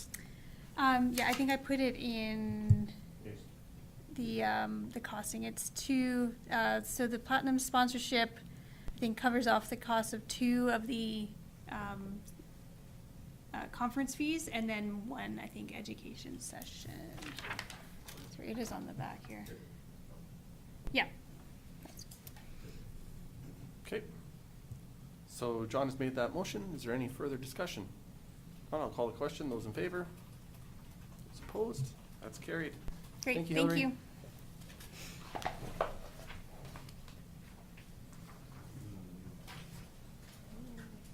How much time do you need, Devin? 2 minutes. Excellent. Okay, we'll move then to item F 1.2, Alberta Municipal Water Wastewater Partnership AMWWP grant application. With that, we have, let me get it here, our Director of Development and Infrastructure, Dion Thiel, is that correct? Thank you very much, Troy. Pardon me, Reeve Thank you, Hickey. Devin. Or sorry, Reeve Campbell, oh my goodness. Well played, sir, well played. The floor is yours, Devin. Thank you, Mr. Chairman and Council. I'll try not to take up too much of your time. So I'm here to request a motion to support an Alberta Municipal Water Wastewater Partnership grant to help offset costs for a 2024 capital project, which I spoke to you last week during budget deliberations. So this is for the Shaughnessy Lagoon upgrades project that we have proposed for 2024, which includes upgrades to the transfer structures, piping, erosion mitigation, and desludging of the lagoons. If we are successful in this grant, we will be able to offset 75% of those eligible costs. And the recommendation I have for you today is that County Council supports the submission of a 2023-2024 Alberta Municipal Water / Wastewater Partnership grant application for the Shaughnessy Lagoon upgrades. Thank you, Mr. Thiele. I'll open it up to council. I've got John and Klaus to start.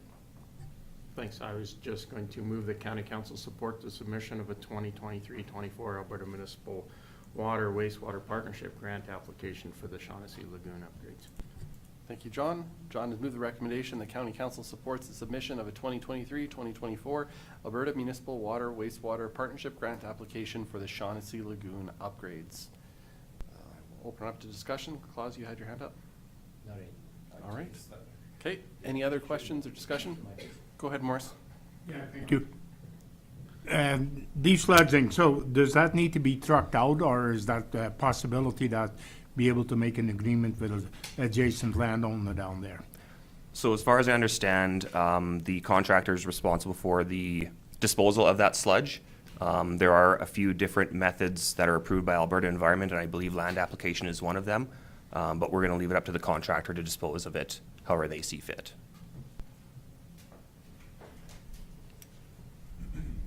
You would think that'll be a big difference in price if they could, dispose of it in adjacent land, because that's what the city of Lethbridge did for quite a few years too.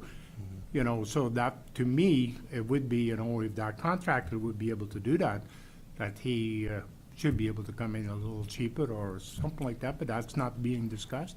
I'll maybe ask our Director of Public Operations, because I believe Bill McMillan was in contact with the contractor. We do have a quoted price for it, but Jeremy, I'm not sure if you recall the disposal location of the sludge for the Shaughnessy Lagoons. That's to be determined. To be determined, okay. Thank you. Any other discussion?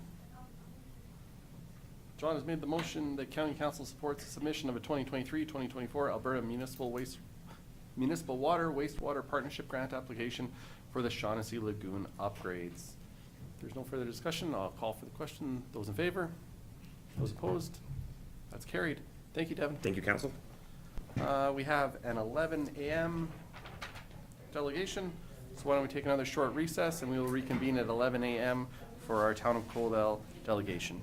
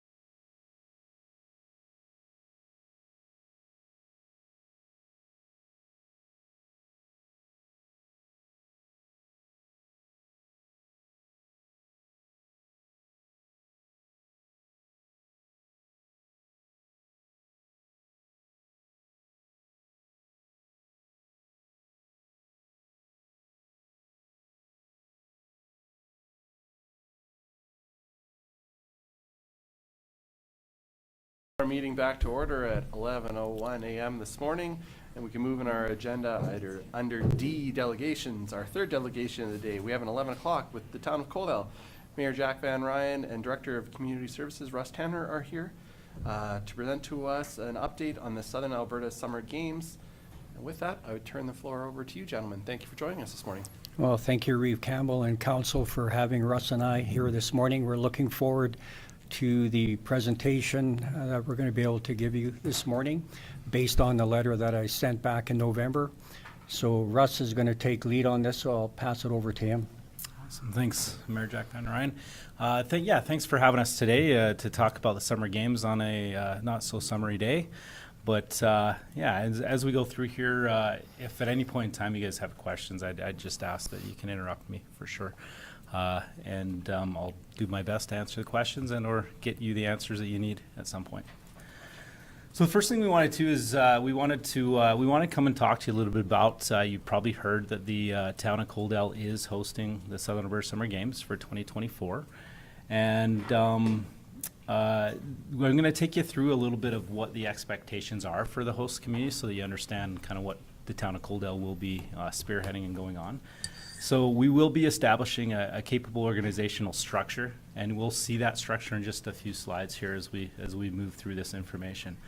It's a structure that's been proven and tried with previous hosts communities. So yeah, we'll also provide the necessary facilities, equipment, and people for the sports and the cultural events that are involved.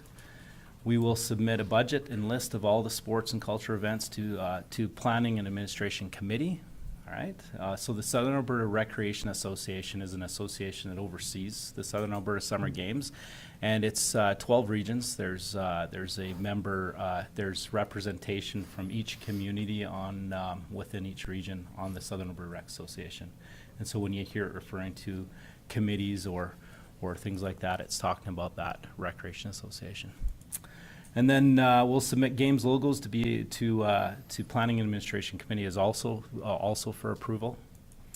We'll review the first draft of the rules and regulations for each sport. So what happens is once we get the structure starting to form, we'll have chairs for each sport and event, and those people will spearhead their sports. But there are obviously rules. In some cases, rules that are pretty stringent that can't be broken.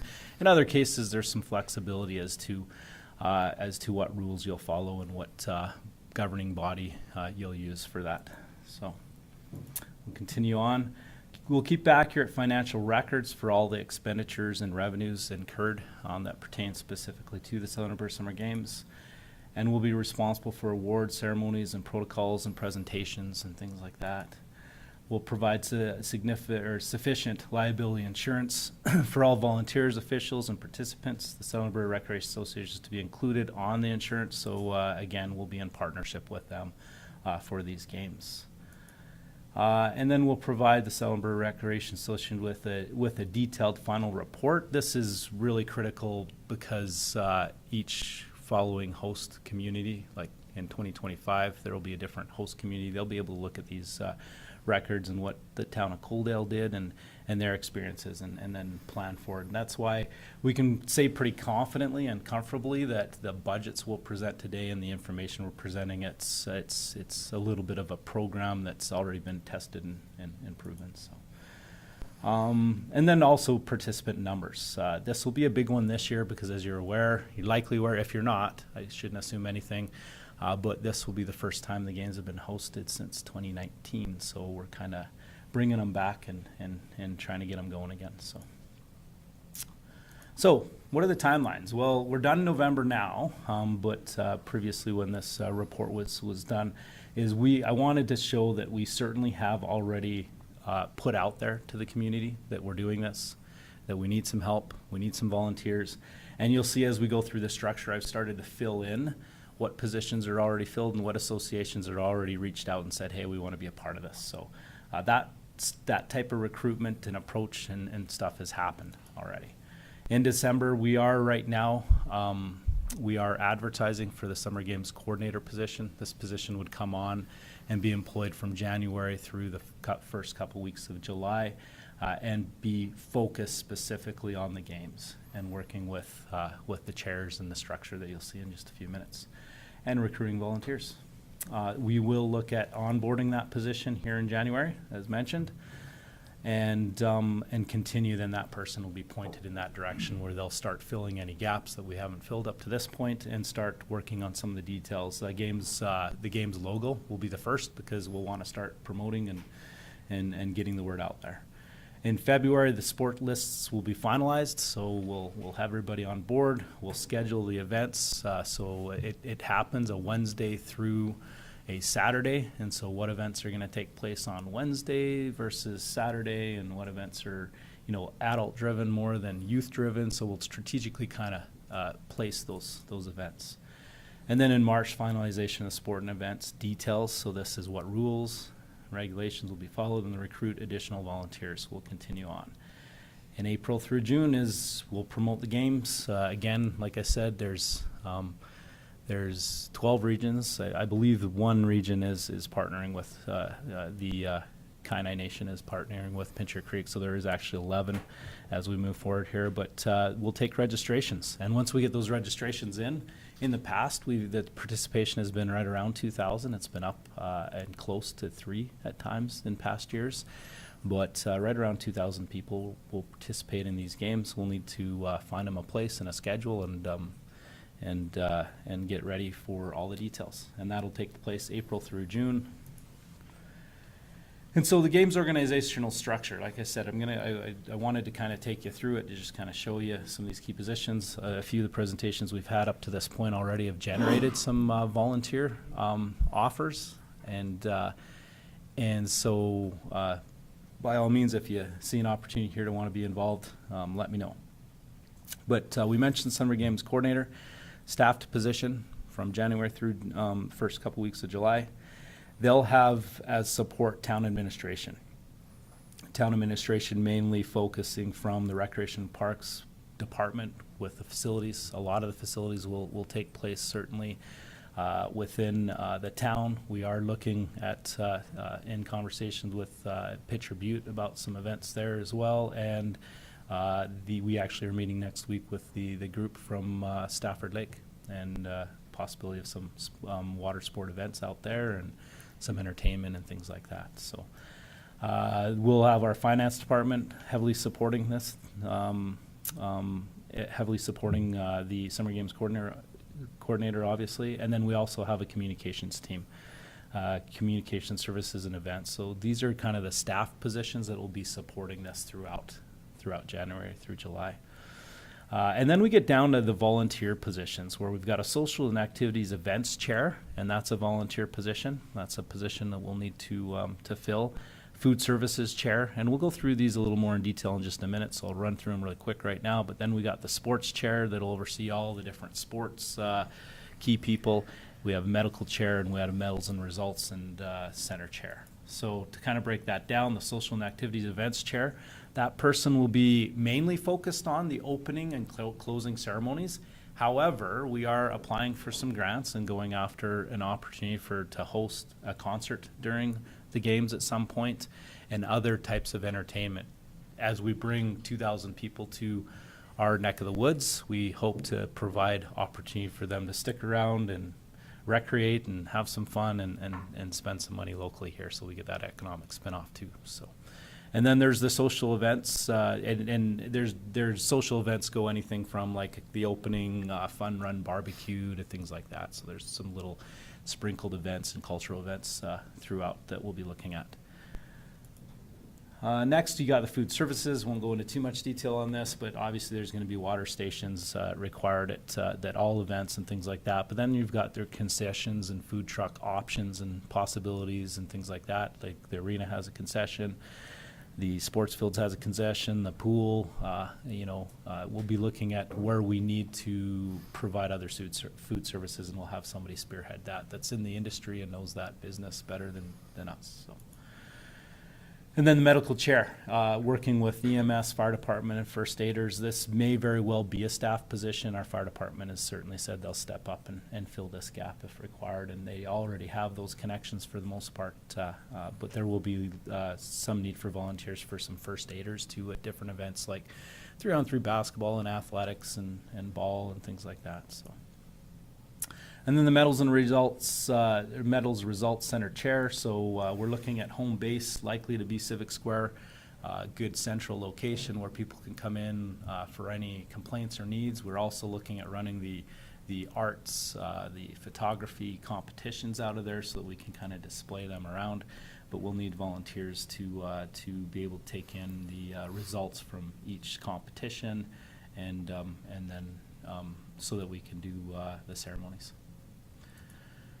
And last but not least, we have the sports chair, and this is probably the largest contingent or the biggest arm of the games, because that's, you know, in large part what the games are, these sports competitions.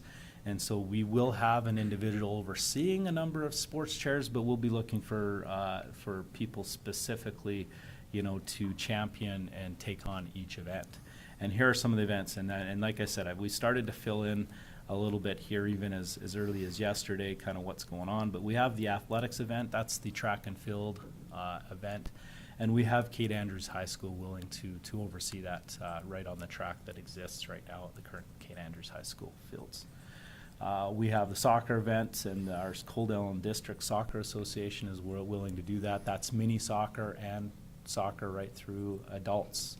Something else I haven't mentioned, and I don't want to fail to mention, is one thing about the Southern Alberta Summer Games is that it's grassroots and it's for all ages. It's not the Alberta Games, it's for all ages. In every one of these categories, in every one of these sports, there will be an opportunity for anybody, no matter what their age is, to sign up and register and participate. We've got the pickleball event, and our Coaldale Pickleball Association is really excited and wanting to host that event. The cribbage event and the Coaldale Cribbage Club with the Senior Center in Coaldale has stepped up and asked to do that. We've got lacrosse, and Lethbridge Lacrosse right now actually runs a good part of their program out in Coaldale, and with the addition of the new field house, they're looking at expanding that as well. And then we've got the golf event coordinators, and Land O'Lakes has said that they'd be happy to host the tournament. Continuing on, we've had interest shown in these as well just recently, but the badminton event coordinator, we have Lethbridge Badminton Club in conjunction with a few of our local badminton enthusiasts that we hope to bring on board for that. Swimming event coordinator, we are doing a regional contingent. Right now we are surveying our pool to make sure that it can be used for the event. Again, we're also looking to see if Pitcher Butte has surveyed their pool and looking at the options there right now. We don't have a club in Pitcher Butte or Coaldale. What we're looking at possibly doing, we're going to make every effort to try to springboard a future summer swim team between the two communities. And so there's talks and conversations of that. And so we're still in the midst of that, but we've also had Tabor and Lethbridge reach out and say that their clubs will help us put this event on. So we'll make sure that there's a swimming event. Flag football event coordinator.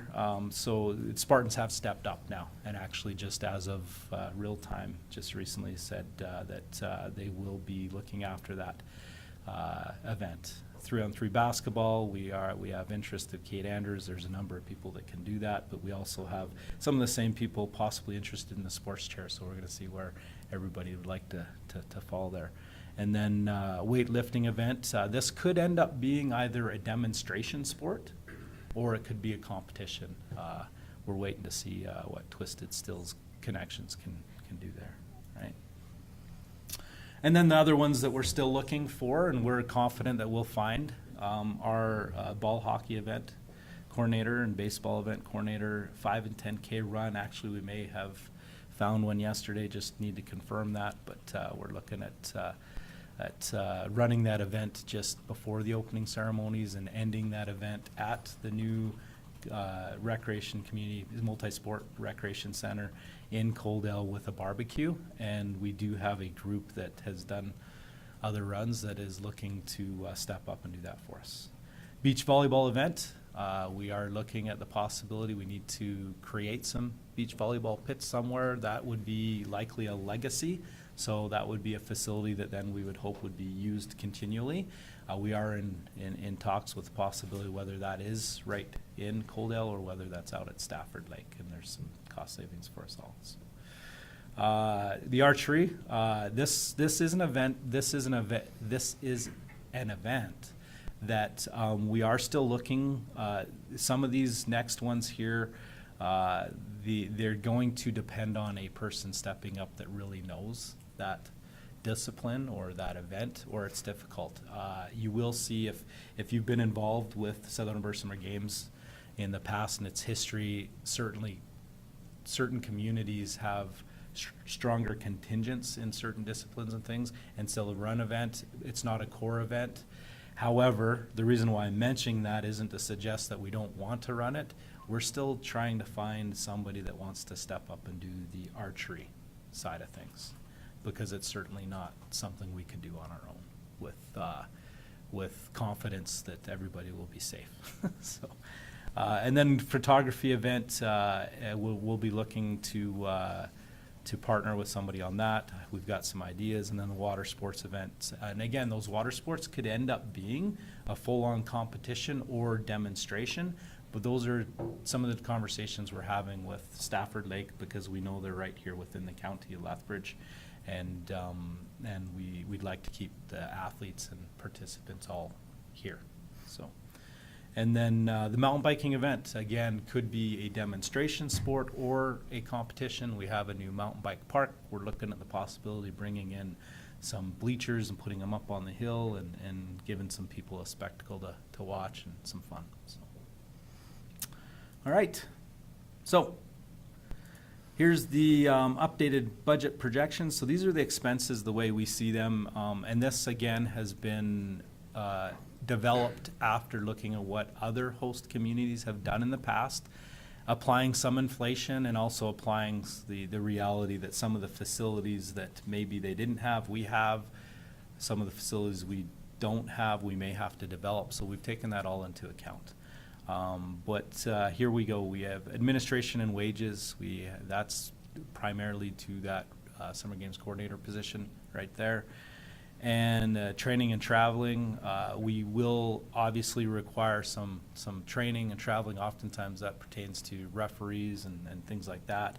And then with the Southern Alberta Recreation Association, they also will come to the community on a regular rotation and meet with sport chairs to go through any questions they may have.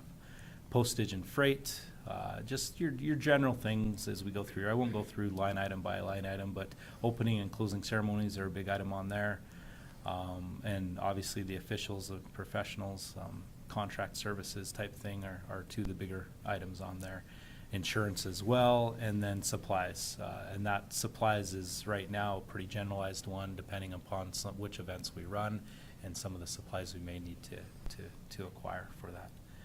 So how do we plan on coming about making this a balanced budget? And you'll notice that it's not like we just heard just a few weeks ago that the host community grant was slightly more than what we had anticipated, and so we're actually showing a little bit of positive.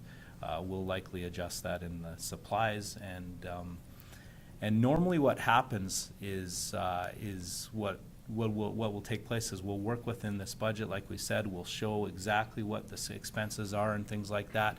But at the end of the day, there have been situations where you haven't spent the money that you suggested you would, and usually at whatever is agreed upon by the municipalities in that fall safe fund, that percentage comes back to those partners. Okay. Okay. All right. So I had already kind of gotten ahead of myself a little bit. I talked a little bit about the concerts, and then that there may be some demonstration sports that we hope could turn into competition, because what it does is it allows the next host community kind of see what numbers will show for events like that and whether or not they want to host them. And then we'll also look at some guest speakers, some local County of Lethbridge athletes that have gone on and done big things. We look to get them back, whether they're, and they're not always summer games players. Sometimes it's their returning hockey players that are in the NHL and things like that. So we're working on some guest speakers as well to be part of that entertainment. And we're open for ideas as well. So, all right. So thanks, Russ, for that. So as per the letter that I sent out back in November, respectfully ask if the Lethbridge County wants to participate as a regional partner. And based on our budget of $53,500, we're hoping that we could ask you for 25% of that, which equates to $13,375 towards the success of the Alberta Summer Games coming up in July of 2024. And with that being said, I'll open it up for any questions for myself or Russ. Thank you, Russ. Excuse me. Thank you, Russ. Thank you, Jack. As Mayor Van Ryn said, any questions? I'd open up to council at this point in time. Go ahead, Eric. Thank you, Mr. Chair. Very minor, just a point though, if you're putting the presentation elsewhere, your years, you skip a year. 2024 goes to 2025 for a few of your timelines. So just True. Clerical.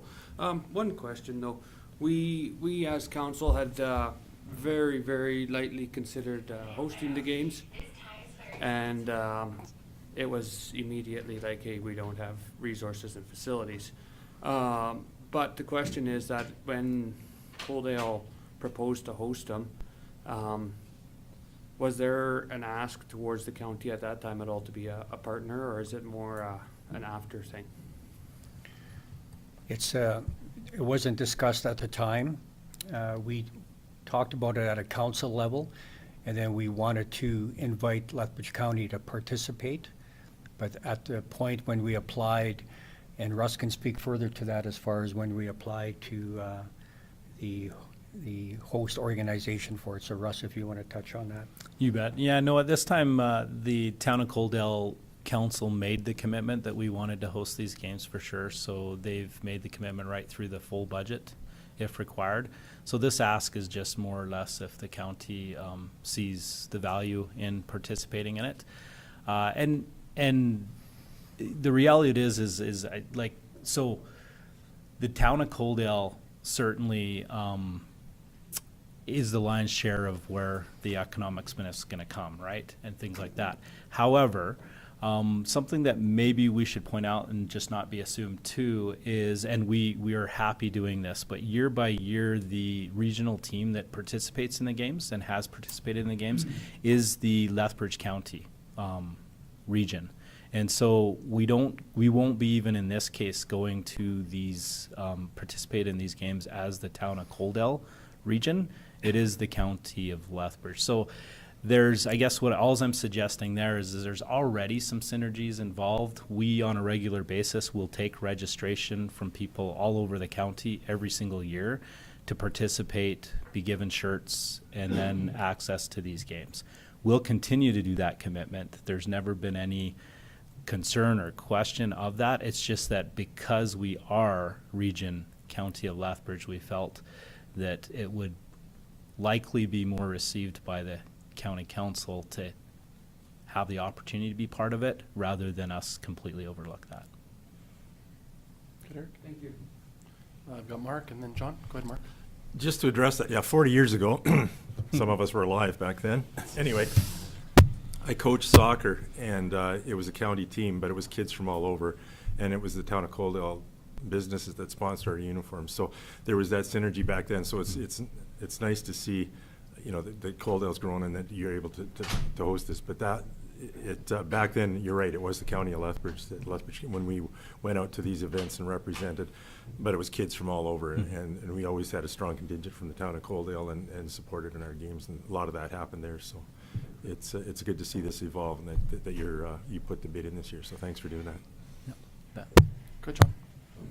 Thank you, Mr. Chair.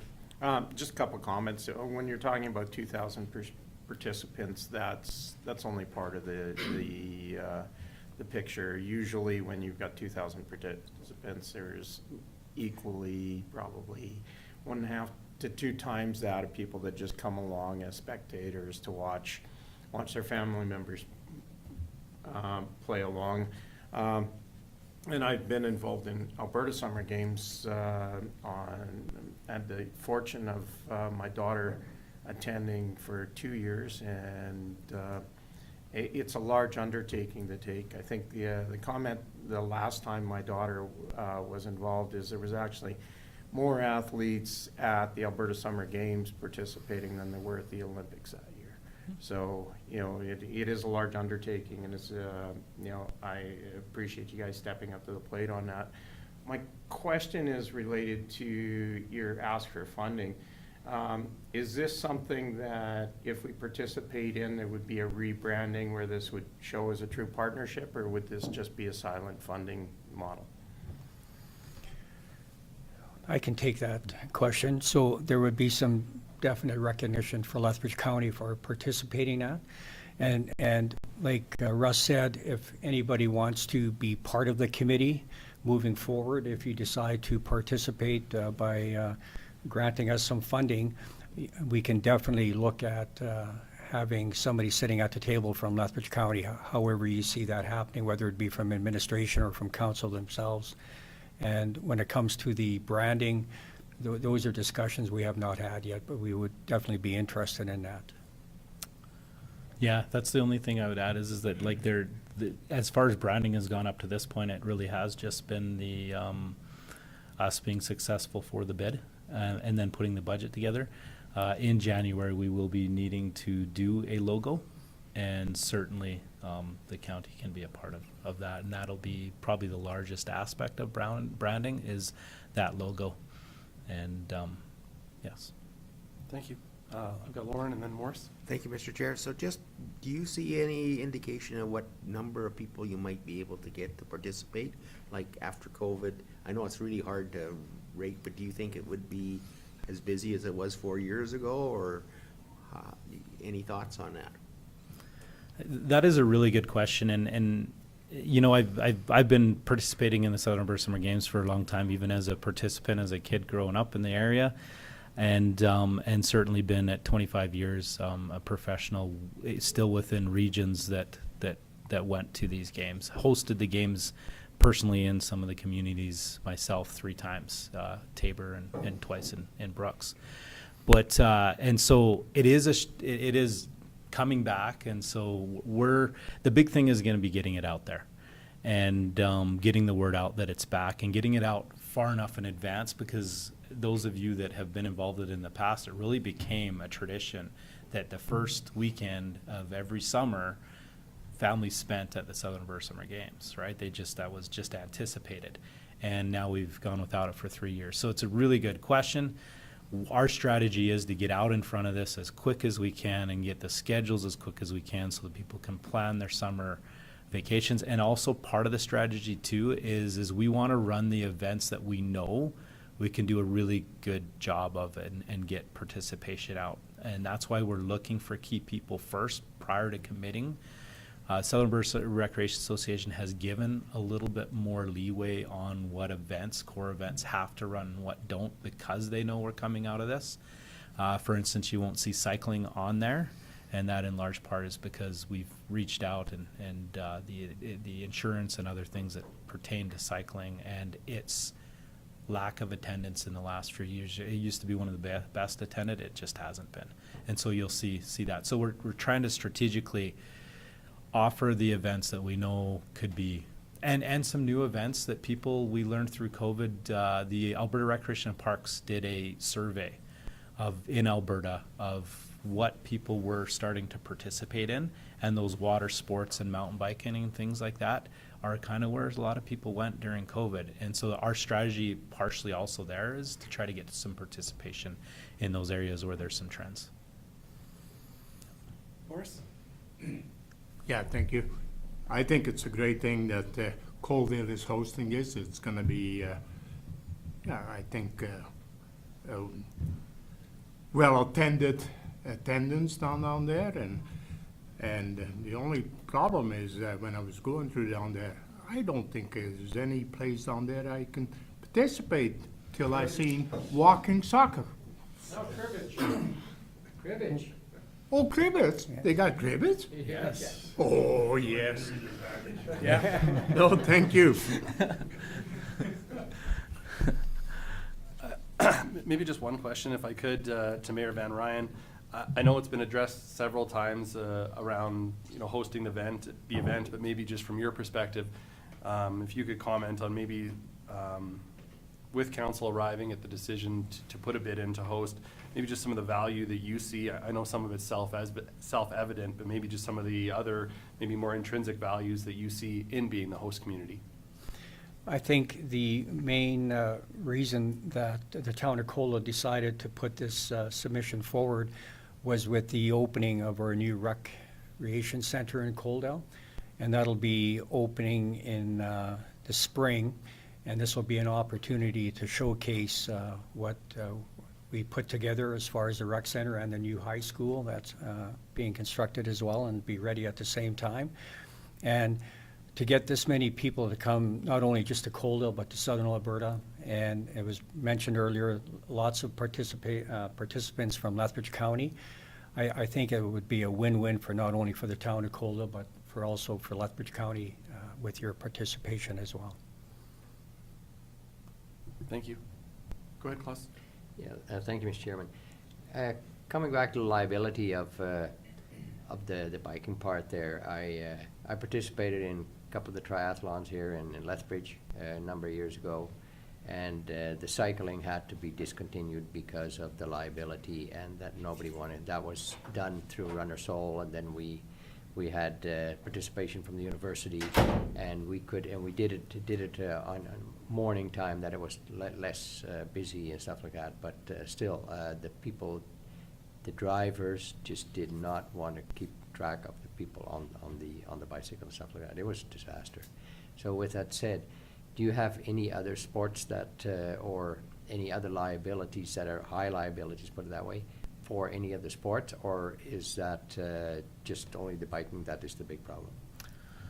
It's a good question, and most, as you're likely aware of, like liability and risk, and sometimes insurance's response is a reaction, oftentimes from situations that happen, and there have been unfortunately some situations that have happened both with Southern Alberta Summer Games and even just recently a few years ago in Lethbridge, right, with that memorable biking event that they had. So to answer your question is at this point in time, our insurance hasn't flagged anything else over and above, because on a regular basis we carry liability insurance as a recreation department because we facilitate soccer, baseball, all these other events. And when we do a fun run, we close down a road, and it's easier to do that. So at this point in time, the answer is that there hasn't been any other concerns flagged. However, the mountain biking event will be something that we'll have to work through and exactly what that is. And we're pretty confident that we, with the participation already in that park in Coaldale and some pretty big players in the region, we anticipate that we'll be able to at least do something like a showcase. Yeah. Any other questions from council? Seeing none, thank you, Mayor Van Ryn, for your letter dated the 15th. We're glad that you were able to come in today and provide us with an in-person presentation. Thank you, Russ, for your time as well. Yeah, thank you very much, for putting forward this opportunity to us. And usually in instances like this, our procedure is to have administration draft a report, bring it back to council, potential funding sources, pros, cons, all that kind of thing. And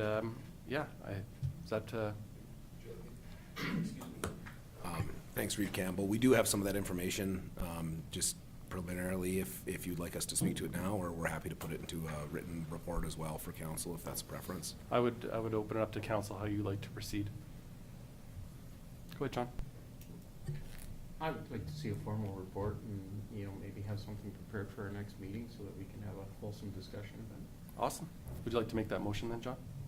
Yes. Okay, so John has moved to direct administration to provide a report on the Town of Games 2024 Southern Alberta Games hosting and request made to Lethbridge County Council to be brought forward at the next council meeting, December 21st.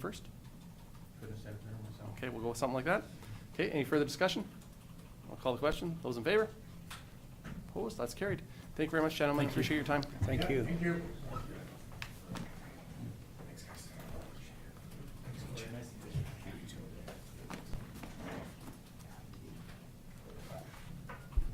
We can move down on our agenda under correspondence. I believe we're at item G, G1, Alberta Municipal Affairs. We received a letter dated November 9th under the signature of Minister Rick McIver, Municipal Affairs. I am pleased to inform you that Lethbridge County has been approved to host an intern in the 2024 Municipal Internship Program for Land Use Planners. Your municipality will receive a grant of $60,000 under the Municipal Internship component of the AC program for this purpose. Would you like to add anything to that, CAO Beck? Thank you, Reeve Campbell. No, we're really excited to be selected again for the internship program. It was a really successful opportunity for us and last year's intern. And so I believe planning and development is thrilled as well to be able to mentor and develop and seize the opportunities there for us to participate and give back to the future of municipal administration and governance, so, or municipal administration and our role in supporting governance. So, you know, just we're thrilled to be selected again, and really, you know, a big thank you to Municipal Affairs for recognizing the value that we have in supporting the internship program. Thank you, Cole. I'd echo that. Thank you. Any other comments from council on that one? If not, we can move down. Item 2, Pit Tribute Emergency Services Invitation, dated November 28th. Dear Reeve Campbell and Council, we'd like to extend an invitation to our Emergency Services Awards ceremony on December 19th, 2023 at 7 p.m. at the Pit Tribute Community Center. This year we have several awards to present. Yeah, so this is an invitation to the annual awards ceremony. Yeah, I would put that to council that if you would like to attend, please connect with Candace and we can RSVP.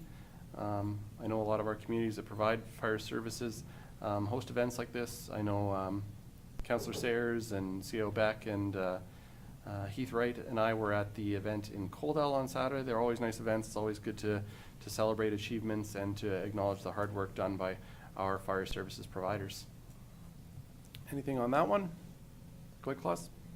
Yeah, on they have asked us to speak on behalf of the Lethbridge County, if desired, and if we didn't have to, but 4 years ago, I think that Morris and I were there, and you know, it kind of seemed a little dull that we just sat there and they didn't give anybody an opportunity from Lethbridge County to say anything, so I would recommend we accept that invitation, that we do a little presentation on that too, and thank them for the work they've done, because they also work in the county.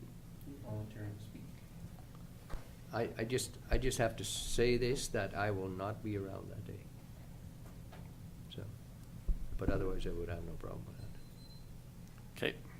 Anything else on that one? Good. All right. We have 2 closed session items before us today.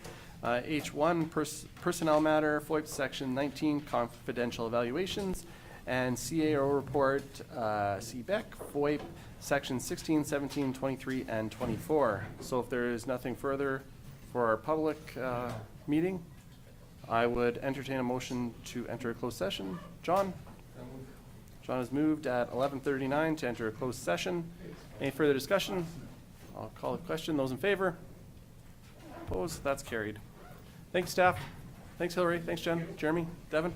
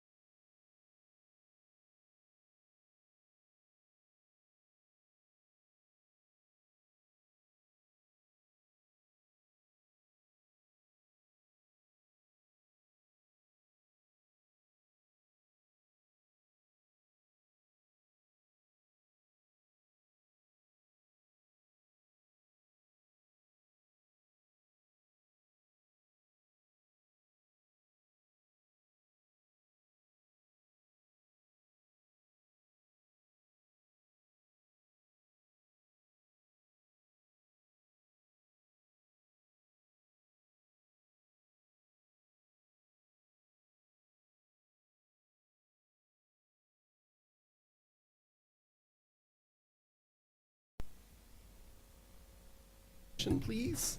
Eric's moved to come out of a closed session at 12:52. Any discussion? I'll call the question. Those in favor? Opposed? That's carried. You're ready, Candace. All right, thank you, everyone. That brings us to the conclusion of today's meeting. Thank you for your time. I would entertain a motion to adjourn. Yeah. Thank you, Morris. We'll adjourn the meeting at 12:52 today. Thank you very much. Thank you, Candace.